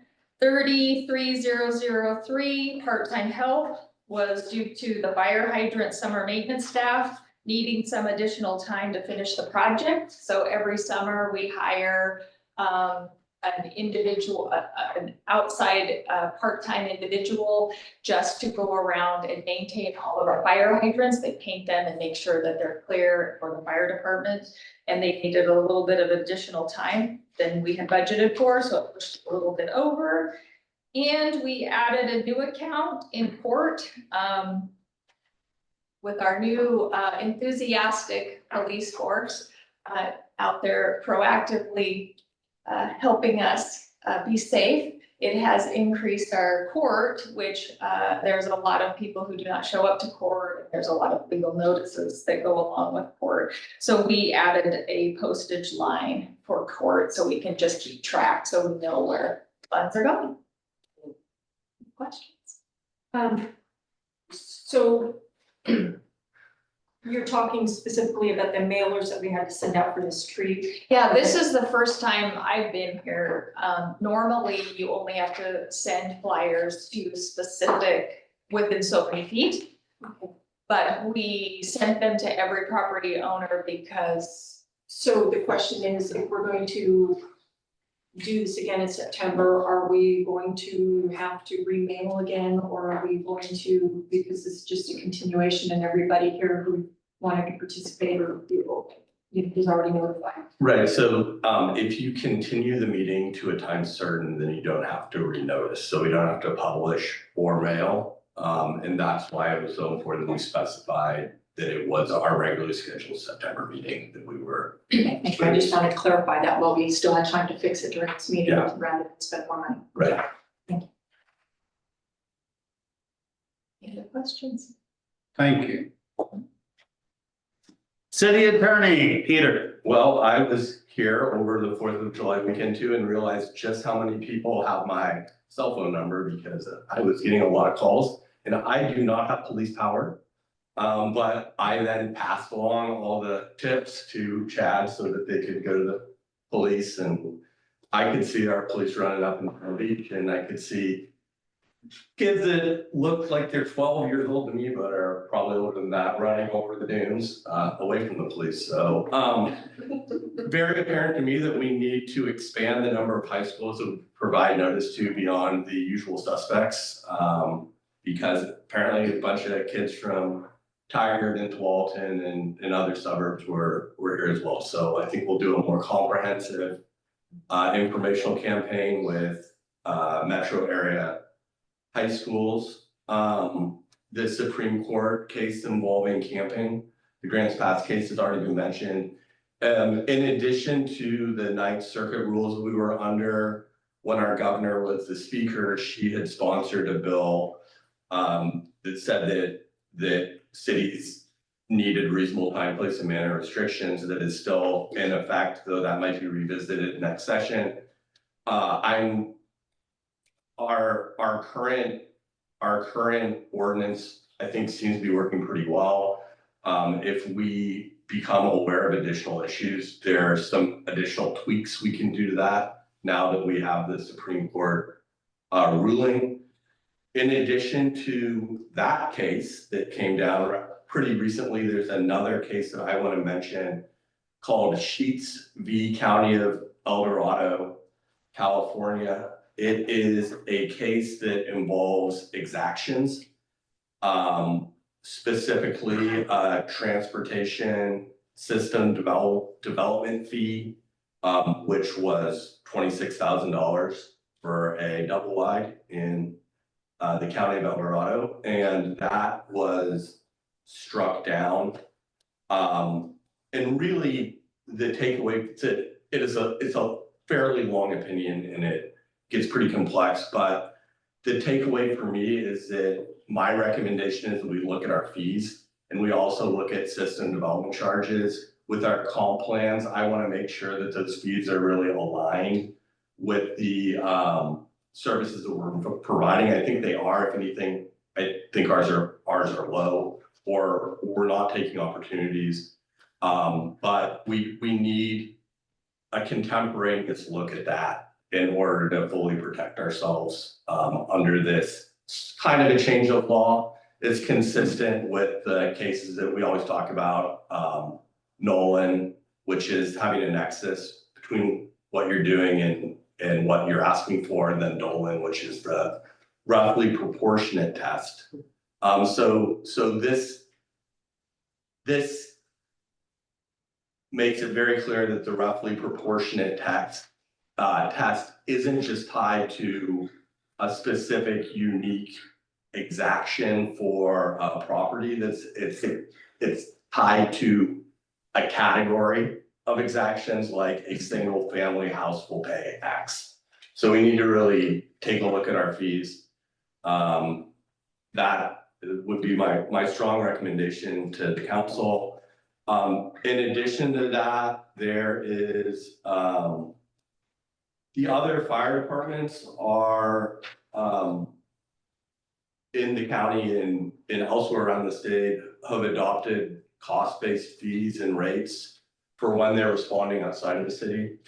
So like if they're rescuing hikers on Saddle Mountain, which is time intensive and pulls people out of Gerhardt, or they're responding to a car accident on the highway, that we would be able to get fees from reasonable fees for what I would term extraterritorial activities. So we already get paid by the state of Oregon for conflagration, but this would allow us to get fees for other things as well. So that is unless there's opposition from the council, that's something that I would like to kind of work up and bring to a future meeting that the fire department made that request. So that's kind of the fees. We're probably going to be looking at a lot of them in the next year, just to stay out of trouble and make sure we're collecting the amounts that insurance companies would pay us, et cetera. So that's all I've got. And I should say then, first thing in the morning on the 5th, Chad and I drove around Gerhardt, drove on the beach, talked to residents, and are kind of troubleshooting through, maybe we want temporary parking restrictions on certain streets. Maybe we want somebody making sure that they're not taking their S-Class Mercedes out onto the beach, because then it's gonna get dragged out, not under its own power. And so just making sure that the vehicles that are going out there have the ability to not get in trouble. And then there were a lot of, I think, parking. I know the parking issues because I was walking around town, but on the 4th, but definitely some very impacted neighborhoods. So residents and their guests weren't able to, maybe they were having to park blocks away. So possibly a temporary parking permit for certain neighborhoods, possibly some prohibitions on street parking. Those are all conversations we'll have in public meetings with full participation in the public. But yeah, I think there's some reasonable regulations that we can impose to help and make it easier for chief and his officers to do their jobs, and also kind of livability things. And the parade was great, I thought. Thanks again. Thank you, Peter. Chad, you're up. Thank you, Mayor and Council. So we'll go over the day-to-day meetings that we've had. You have my sheet in front of you. Code enforcement, we've been quite busy with. One of note is that we've sent notice to most of the commercial businesses in Gerhardt and on the highway that we are going to be going through and reviewing the sign ordinance with them. We have a lot of little signs that are coming up. And so that may have been something that, or it will be something that maybe some of these business owners contact you and wonder what's going on. We have just kind of given them the ordinance and then let them know that we'll be reviewing some of these sites to make sure that they're in compliance. So we'll be working on that next week, starting next week. It'll be a process that'll take us a few months for sure. As far as the city goes, things are running really smoothly, not to jinx us, but we are fully staffed. We have a fantastic staff. Things are moving along quite smoothly. They're doing a large amount of work. Summertime has been very busy with a lot of the part-timers, some-timers, full-timers, all, some of the meeting things here within the city, and they've been handling that beautifully. I will again reiterate that court was quite busy on Monday. We did have a lot of those tickets, so there are some other added expenses that come along with enforcement, and so we're getting our heads wrapped around that. But I was very pleased to see that work, and the police department, the judge, and our municipal court clerk did a fantastic job. Chief Josh Como came back from his 14-day deployment fighting fires in Oregon, primarily on the eastern side of Oregon. This was a confidation act, so it's basically the governor of Oregon is stating that they need help, and anybody who can send help, please do so. So our county as a whole sent out a strike team of 5 different vehicles, and our chief was the task force unit leader on that. And they had they did a lot of work. They were safe, no damage, no injury. And also of note with that, just to let you know, when our vehicles leave town, as soon as they leave town, that vehicle makes an hourly rate at these confidation acts. So during the 14-day stint that they were out with one of the vehicles and 3 of our firefighters, that vehicle that was out made approximately $30,000 at an hourly rate. That money will go into a reserve account for the upkeep and purchasing of future vehicles and upkeep with the current vehicles, to which some of those monies have already been spent for new tires, oil change, that sort of thing to keep the maintenance. But that is a note. Also, when the chief or any of our firefighters, if they are paid by the city of Gerhart, leave, all of that salary is paid for by the state of Oregon. So they reimburse us after we make those payments with some complicated paperwork that Chief Josh and Miss Justine take care of. And so it's a net savings, even though we are losing our chief for a couple of weeks, we are not paying them. So that works for the city as well. We're well covered with Division Chief Andy. And then we also received a $35,000 grant to pay some of our volunteers to be here during the day to help respond to calls to make up for that difference in firefighters. So I think we're well covered. Did a fantastic job. Public Works has been working on checking lead connections to the water system. What we are doing is going through homes that were built before a certain date, digging up the water meter a little bit, verifying the connection point of the water meter to your homes. And so far to date, we have not found, less in the last couple of days, we have not found any lead in our system. So things are looking good. While they're doing this lead check, they're also replacing old meters. So if you see some activity in front of your home, that's what's going on. Tennis court resurfacing is going on today. They pressure washed last week. Today they are painting the lines as they were before, no changes, same colors. And so that'll put those tennis courts back into brand new shape. It'll be a few days before those courts, the tennis and the pickleball courts are available for the public. So keep an eye on what's going on over there. Alex Havens with Pacific Ace is doing the work he's done before. And we're also doing this with some grant money that was written by city staff. They received a grant to have this done. So the city's not paying for that necessarily. Any more thought to sound mitigating fencing over there? Yeah, we looked at, there's two things going on. So the trees, the vegetation and things like that, we were looking at potentially doing some thinning because some of it's getting really thick and we're reconsidering that. To leave that out there. We did get some quotes on the sound deadening material that can be put on the fencing.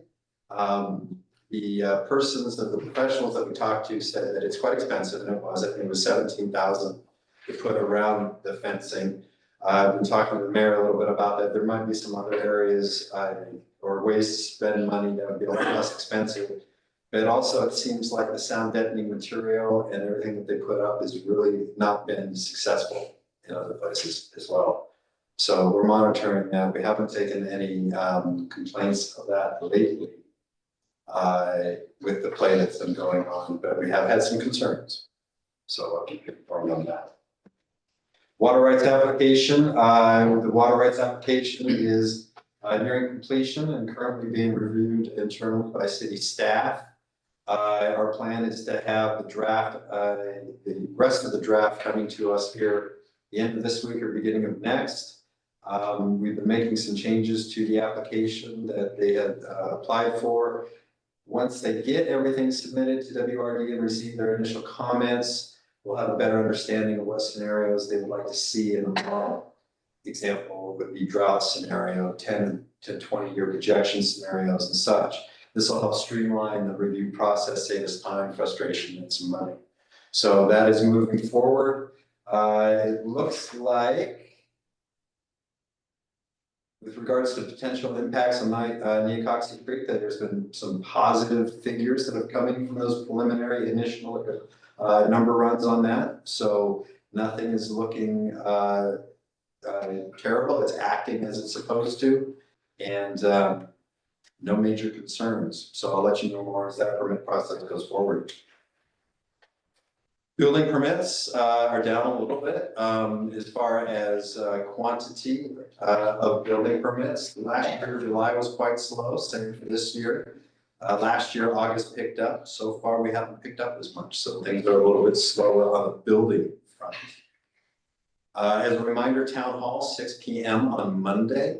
We're going to introduce the Clash group and the procedures that we're using to move forward with that project, which will include information on how the public will be involved moving forward and some architecture information.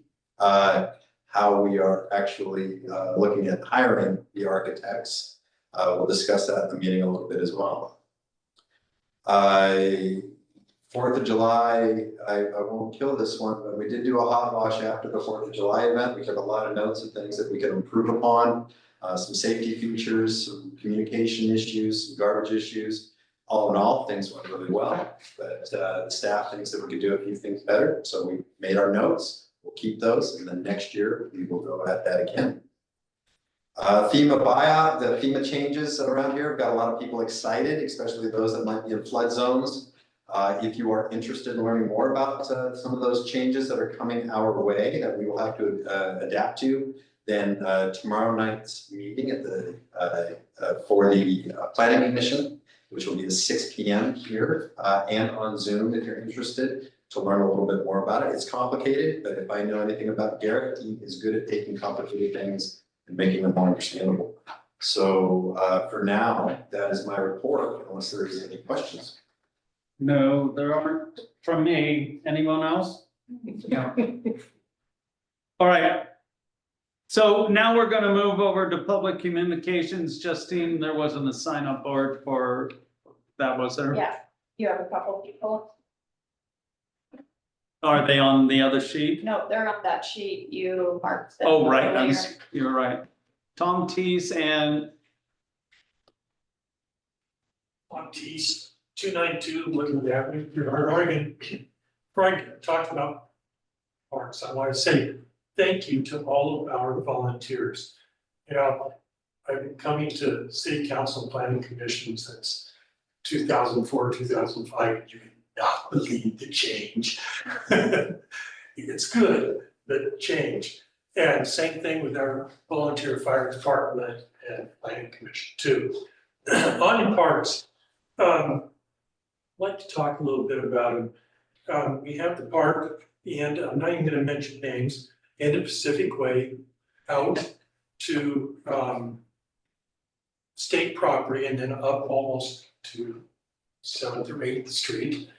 We have one across the way here.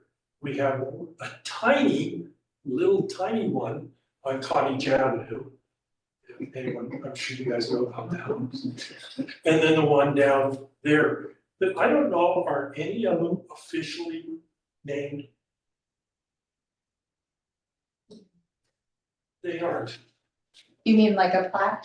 Sorry. Well, no, I mean, you know, you have Lily Miller Park, and there was kind of discussion about this one, whether it was, I can't remember. the Trail plan. Yeah, you know, so, I mean, being we have a parks plan and everything, shouldn't we be naming our parks? Yeah, give them an official name, maybe a plaque on it if you want, but, you know, just so that everyone knows what they are. I mean, I've had people, I don't know how many times I've had people come up to me just the last 3 or 4 days and ask me, where is this park they're gonna have the music at? You know, because they don't know the names of the parks. So that's really all I gotta say. well, thank you, Tom. That's a good idea. Maybe something later slows down, it does. It slows down. Okay, I'm sorry, I forgot to read this. Oral public comment, anyone wishing to address the city council concerning items of interest not on the agenda may do so at this time. All remarks will be limited to 5 minutes per person. Requests to comment electronically must be submitted by email to the city recorder at info@cityofgerhart.com no later than 4 p.m. the day of the meeting. In-person attendees wishing to speak are required to sign in prior to the meeting.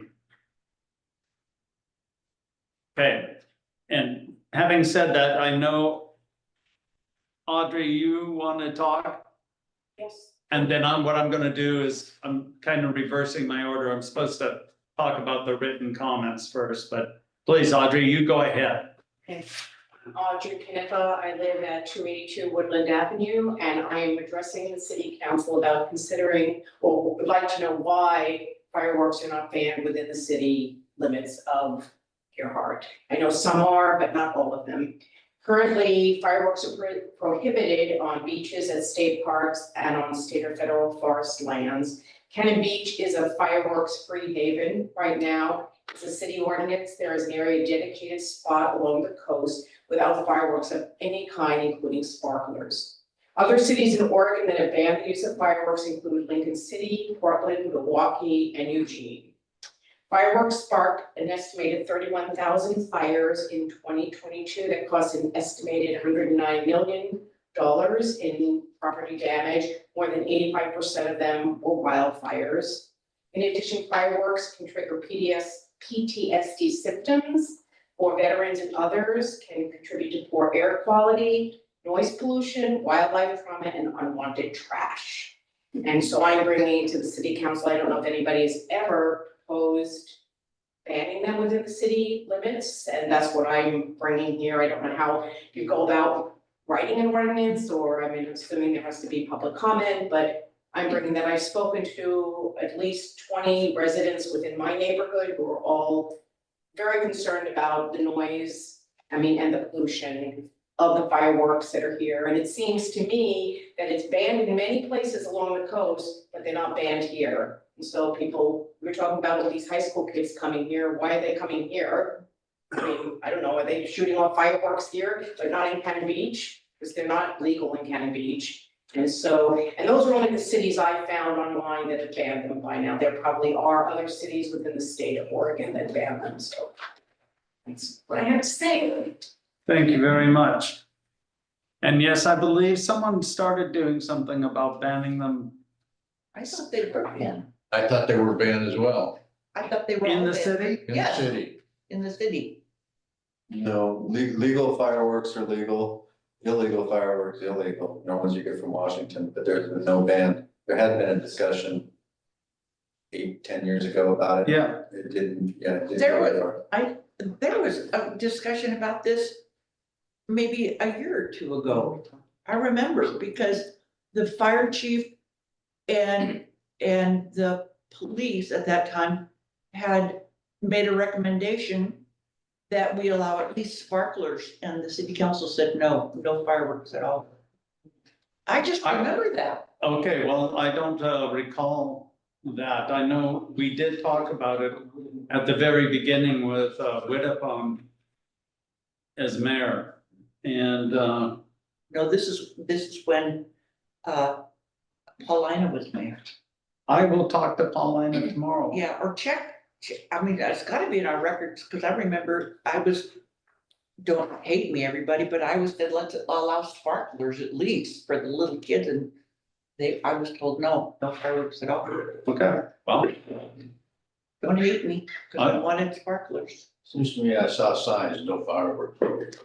Yeah, Yeah, the signs that we had some people that called and said, did you ban fireworks in town? Because they were reading the signs as they were driving by. No, it wasn't banning fireworks. It was making sure that people knew that legal fireworks were legal, but illegal ones were not. But we did not, we may have had the discussion, Council Rita, but we never put together an ordinance or considered that ordinance. So It was too close to the 4th of July for it to go into effect. I believe there was at least one councilor who was adamantly opposed to the, wasn't that it? I wasn't opposed. Right, you were opposed, so because it wasn't unanimous, then we couldn't put an emergency clause on it. So it wasn't going to go into effect by the 4th, is my recollection. So then it just didn't go into effect after the 4th? it died. I think Okay. I think it was like 2 days before the 4th. I think our council meeting was like on the 1st or the 2nd, and somebody said maybe we should ban Yeah. fireworks. And it wasn't an agenda item, and then I think you said, well, and I said, well, we would, need to. The only way we go into effect is with an emergency ordinance, and I think at that point, and again, so much has happened since then, but you were like, well, I think kids should be able to have sparklers. Yeah. And I was like, well, there it is, we're not unanimous, so, yeah. Okay. Yeah. Yeah, I do have a question then. If residents wanted to, how do you go about proposing an ordinance or something like this? You start a referendum. get people to sign on to it, and then we'll take it to a vote of the people of the city. And they will decide if it's gonna be banned or not. It's the Oregon way, the referendum. And just remember, you know, I mean, we don't control the beach. That's state parks department. Yeah, so it's, as soon as you step over that imaginary line, they can do whatever the state allows them to do. I would also caution everybody, well, I mean, remember the limitation of our law enforcement officers. You can make whatever rules you want, but if you can't enforce them, you have to rely on peer pressure that would, for me, would be another reason why you would want a referendum. You would want a lot of peer pressure. You would want the community as a whole to say this is our value. Because otherwise, if we make that rule and the rest of the community doesn't agree with it, one officer is not gonna be able to cover all of our cities. Some of the best fireworks I've ever seen were in Californian cities where they were illegal. And you had a lot of officers on, so it's tough, so just remember that. I would strongly recommend that if the community wants that you take it to a community and the vote becomes a community vote rather than just us. It would be very interesting to know how Cannon Beach enforces that. Do you know, Chief Perry? I know that they had a very odd success with theirs. I know I've got officer friends that are in Lincoln City and they say that they can't really do anything about it, that, you know, you're chasing your tail trying to find firework calls. Granted, Lincoln City is much bigger or larger than Cannon Beach or obviously us as well, and but being in Seaside, I can tell you there's no way that you could chase down as an officer there. It's impossible because people light them. I'll give you a scenario very quick. Someone lights them in the street. There usually is 4th of July, so people have a house party. There's more than 2 or 3 people, typically 10 or 15, 20.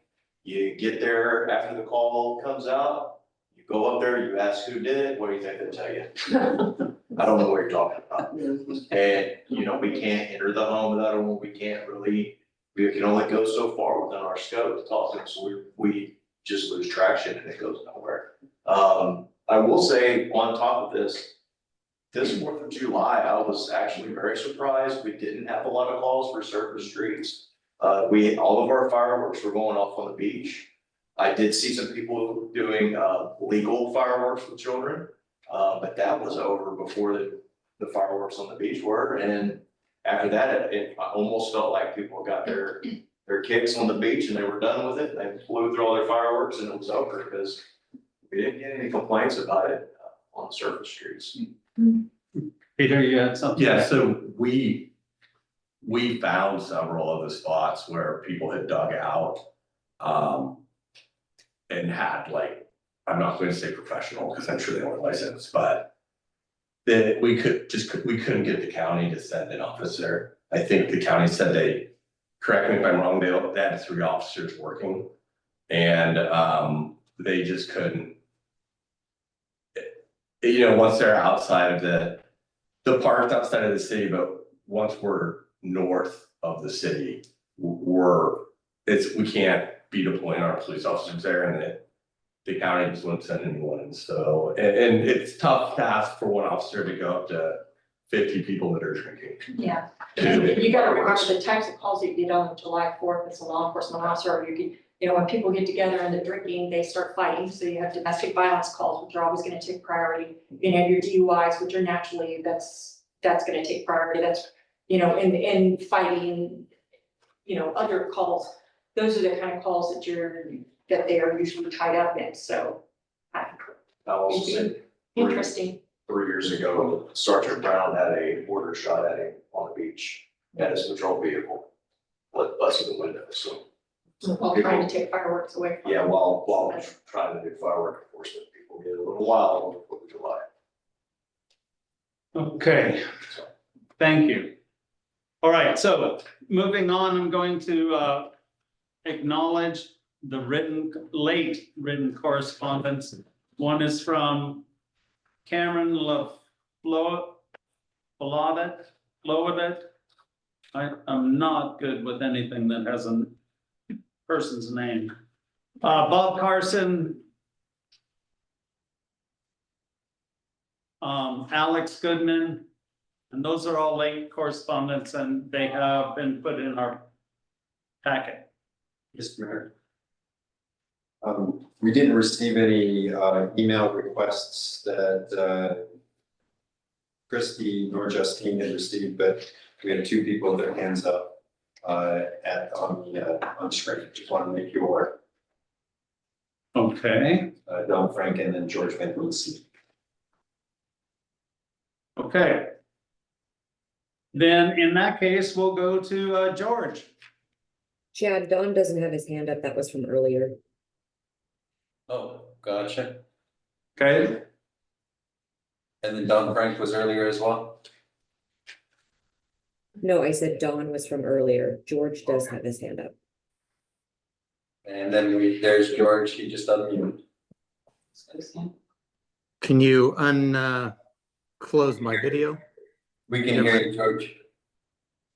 Okay, do you want to turn on the video or not? There we go. There you go. Good evening. Thank you, Mayor Smith, for granting the exception. Can you hear me okay? Yeah, if we can just get your name and address, please. I'm George Van Homesen, 276 North Ocean Avenue. Sure. And I apologize for not providing the notice by 4 o'clock. That slipped my attention today. I sent a letter last week to Mayor Smith and the other councilors on the city council. I assume you've all received that, and I hope you've read it. So I'm not going to repeat what was in the letter, but I did want to make a few comments that are on the same general topic, which is basically my opposition to the city continuing to move forward to even explore the possibility of building a new public safety facility at the Leslie Miller Park. A recent article in the Astorian, which probably most of you have seen, quoted Councilor Gould in particular as making a comment that I have heard from others as well. So it's not specifically to her, but it was most recently attributed to her, that it was important for the city to explore the possibility of building at both of the properties that we own. And I want to urge the members of council to keep at top of mind something which I know you are aware of, but often feels to me like, and to others, I believe, in the community, as though it's not top of mind for people on the council. And that is that when you say that the park is a property that we own, it's important to keep in mind who the we is. The we is not the city staff, it's not the city council, and it's not even just the voters of Gerhardt. The we is the public, it's the community. Title to the park is held by the city of Gerhardt, which is a municipal corporation. The city acquired that title from Clatsop County in 1947. And at the time of that transfer, the county retained a critical and very important right.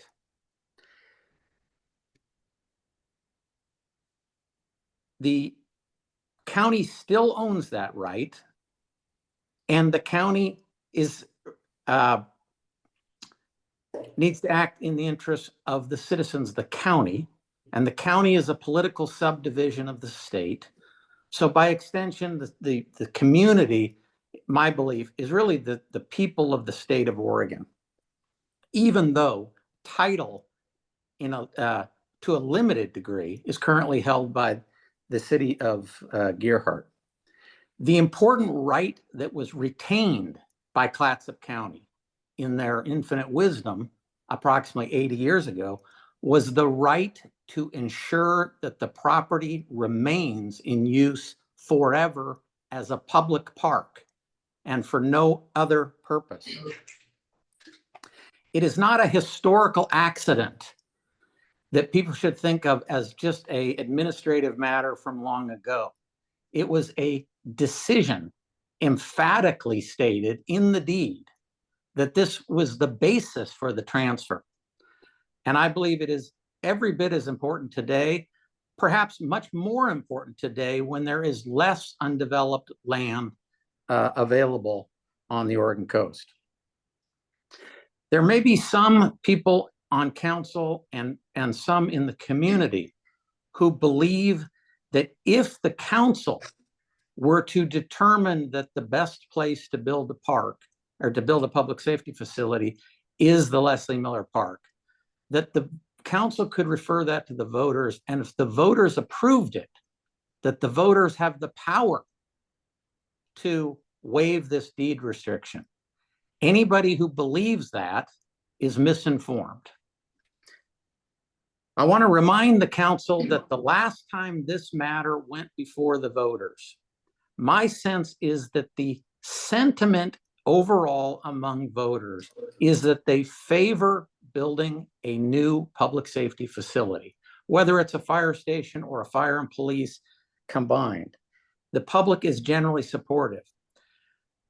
But on prior attempts to get voter approval, the council has referred matters to the voter that present the possibility of building a public safety facility in a way that is not acceptable to the public. And it seems to me, again, council is working in a way that is not helpful to achieve the outcome of getting the public safety building done.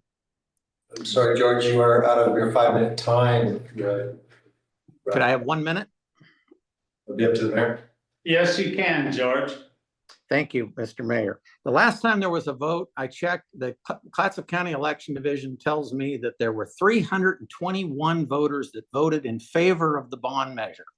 Twice as many voted against. It appears to me that at the present time, there is overwhelming opposition among the public to building in the fire station. In the last 2 weeks, there's been a petition. I had nothing to do with starting it. One of my neighbors started it, who is also attending this meeting online. And almost 500 people have signed that. And those signers, by and large, were couples or families. So that represents way more than 500 people.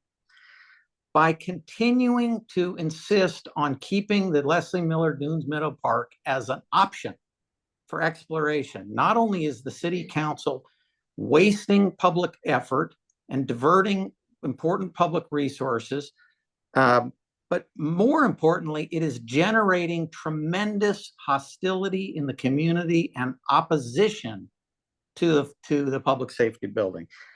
It is still time for the council to redirect its efforts and limit its research to options that make more sense. And I would urge the council to seriously consider doing so. Thank you very much for your indulgence. George, you're not talking to deaf people. We hear this.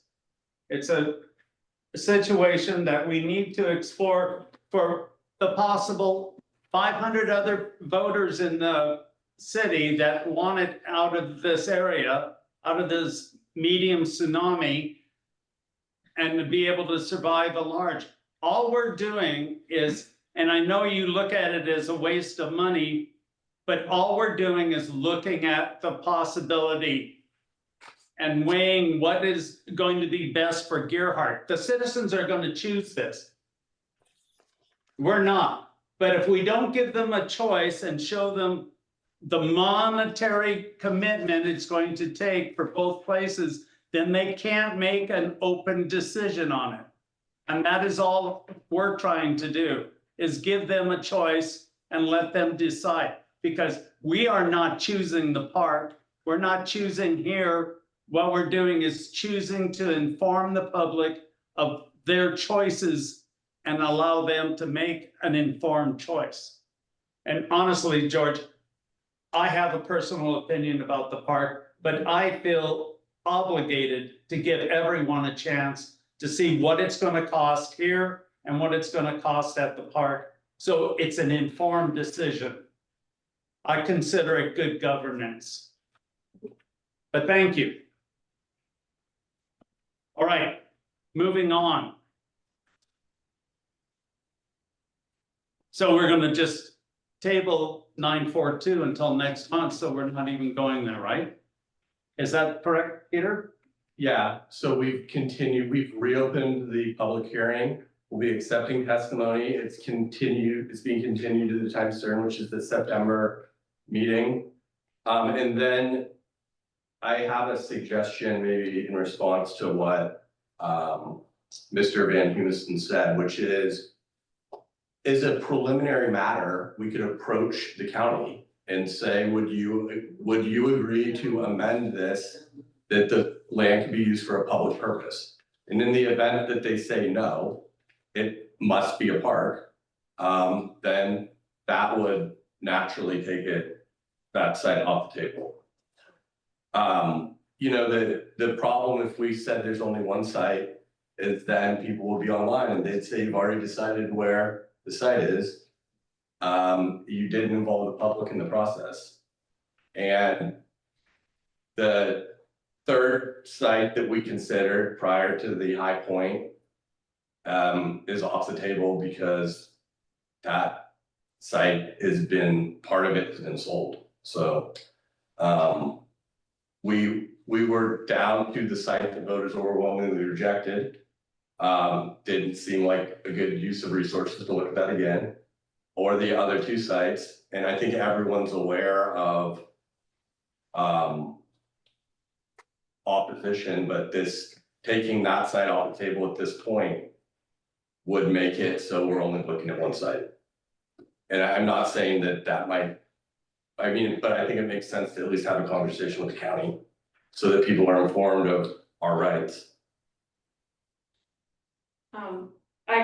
I would like to say something because my name was mentioned, and I would like to clarify that,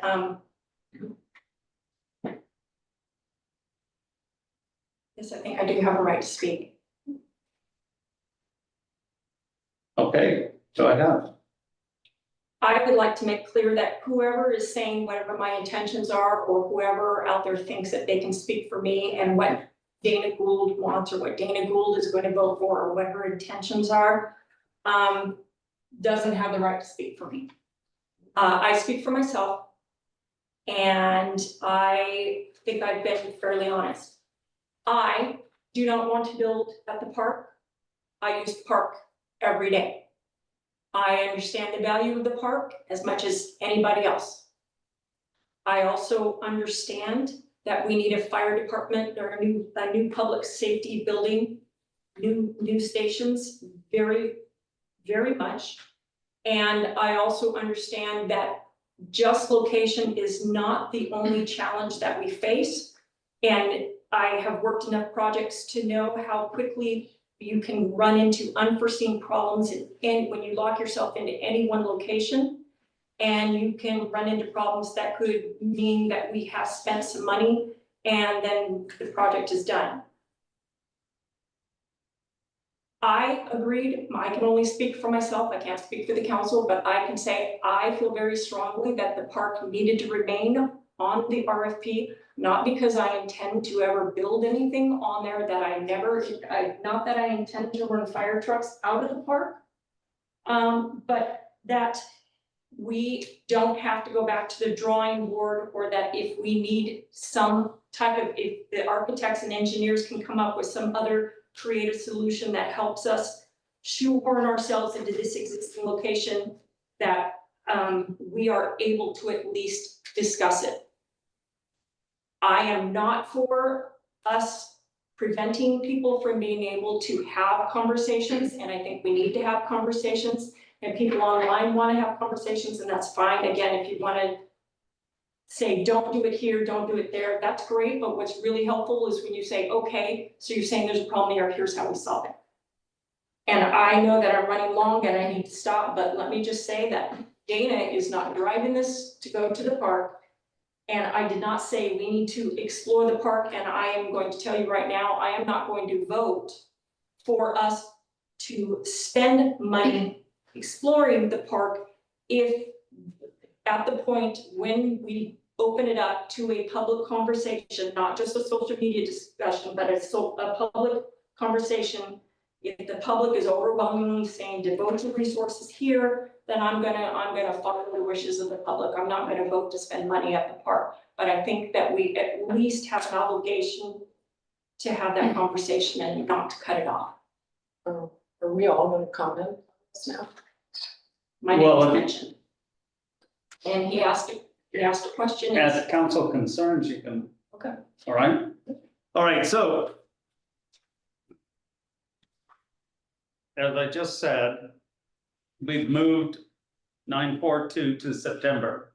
We're now going to new business. Anyone wishing to comment on the new business, which is announce public safety building architect and engineering services RFP selection committee community members can do so, but you're limited to 3 minutes and your topic specific, especially the RFP and the community members, who I don't see here, so they can't defend themselves or answer questions, but does anyone want to speak to that?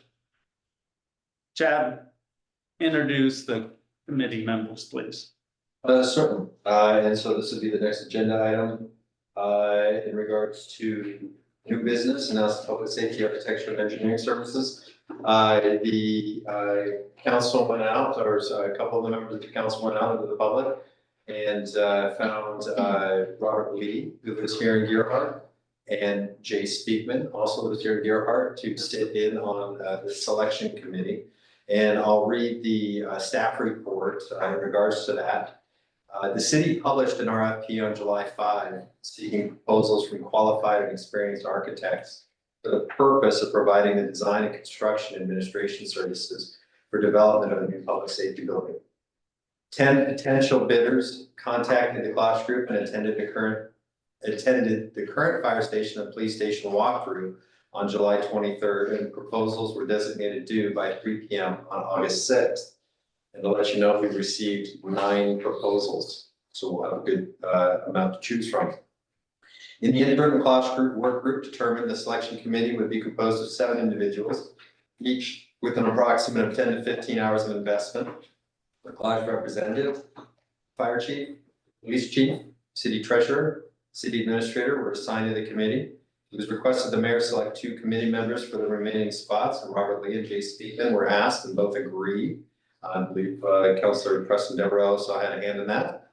All 7 selection committee members attended a council work session on July 30th to tour the existing facilities and discuss the deficiencies.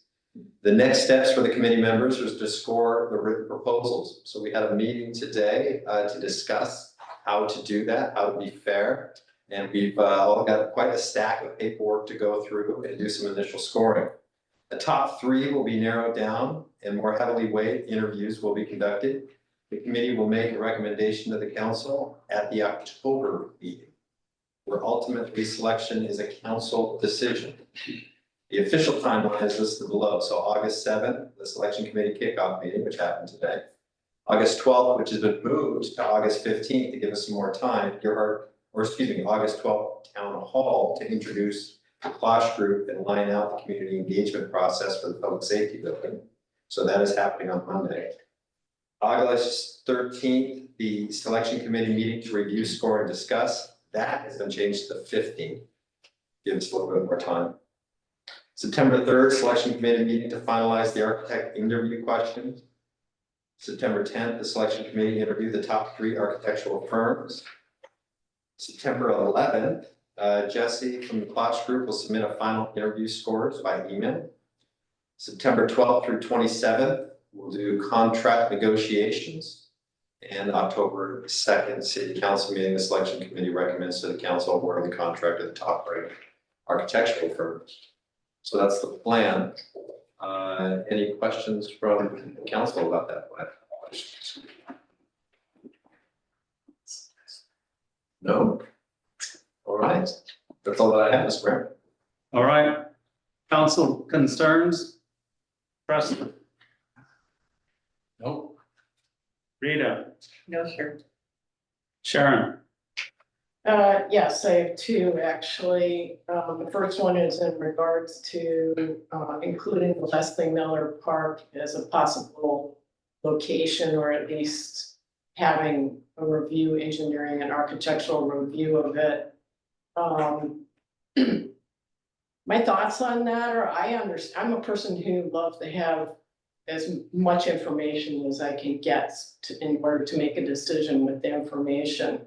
So if it was just me, I would want to have the comparison of that site to the existing site. That's just me.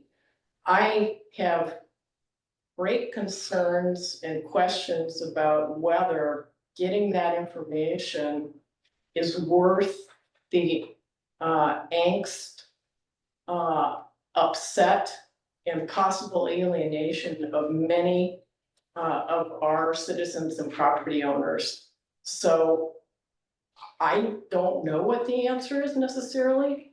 I personally, I would take it off the table, but that's only because of the community response so far. My second concern is, and I've talked to Chief Gregory about this a couple of times, is contractors working on Sunday against our ordinance. We never put up signs, Chad. I think we were gonna put up signs, no contract work on signs. I thought we were gonna put those on our city entrances. I don't remember that happened for this year.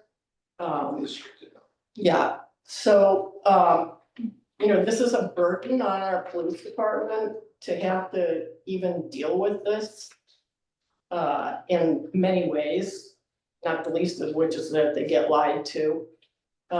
And I feel like they have more important things to do than to chase around these people that are working on Sundays when they're not supposed to be. So at the very least, I would ask that we put the signs up.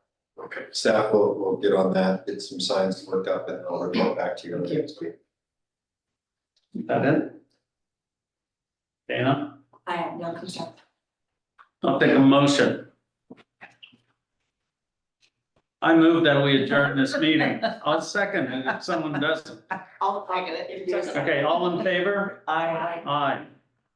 Meeting adjourned. Thank you very much, everyone, for coming out. I appreciate it.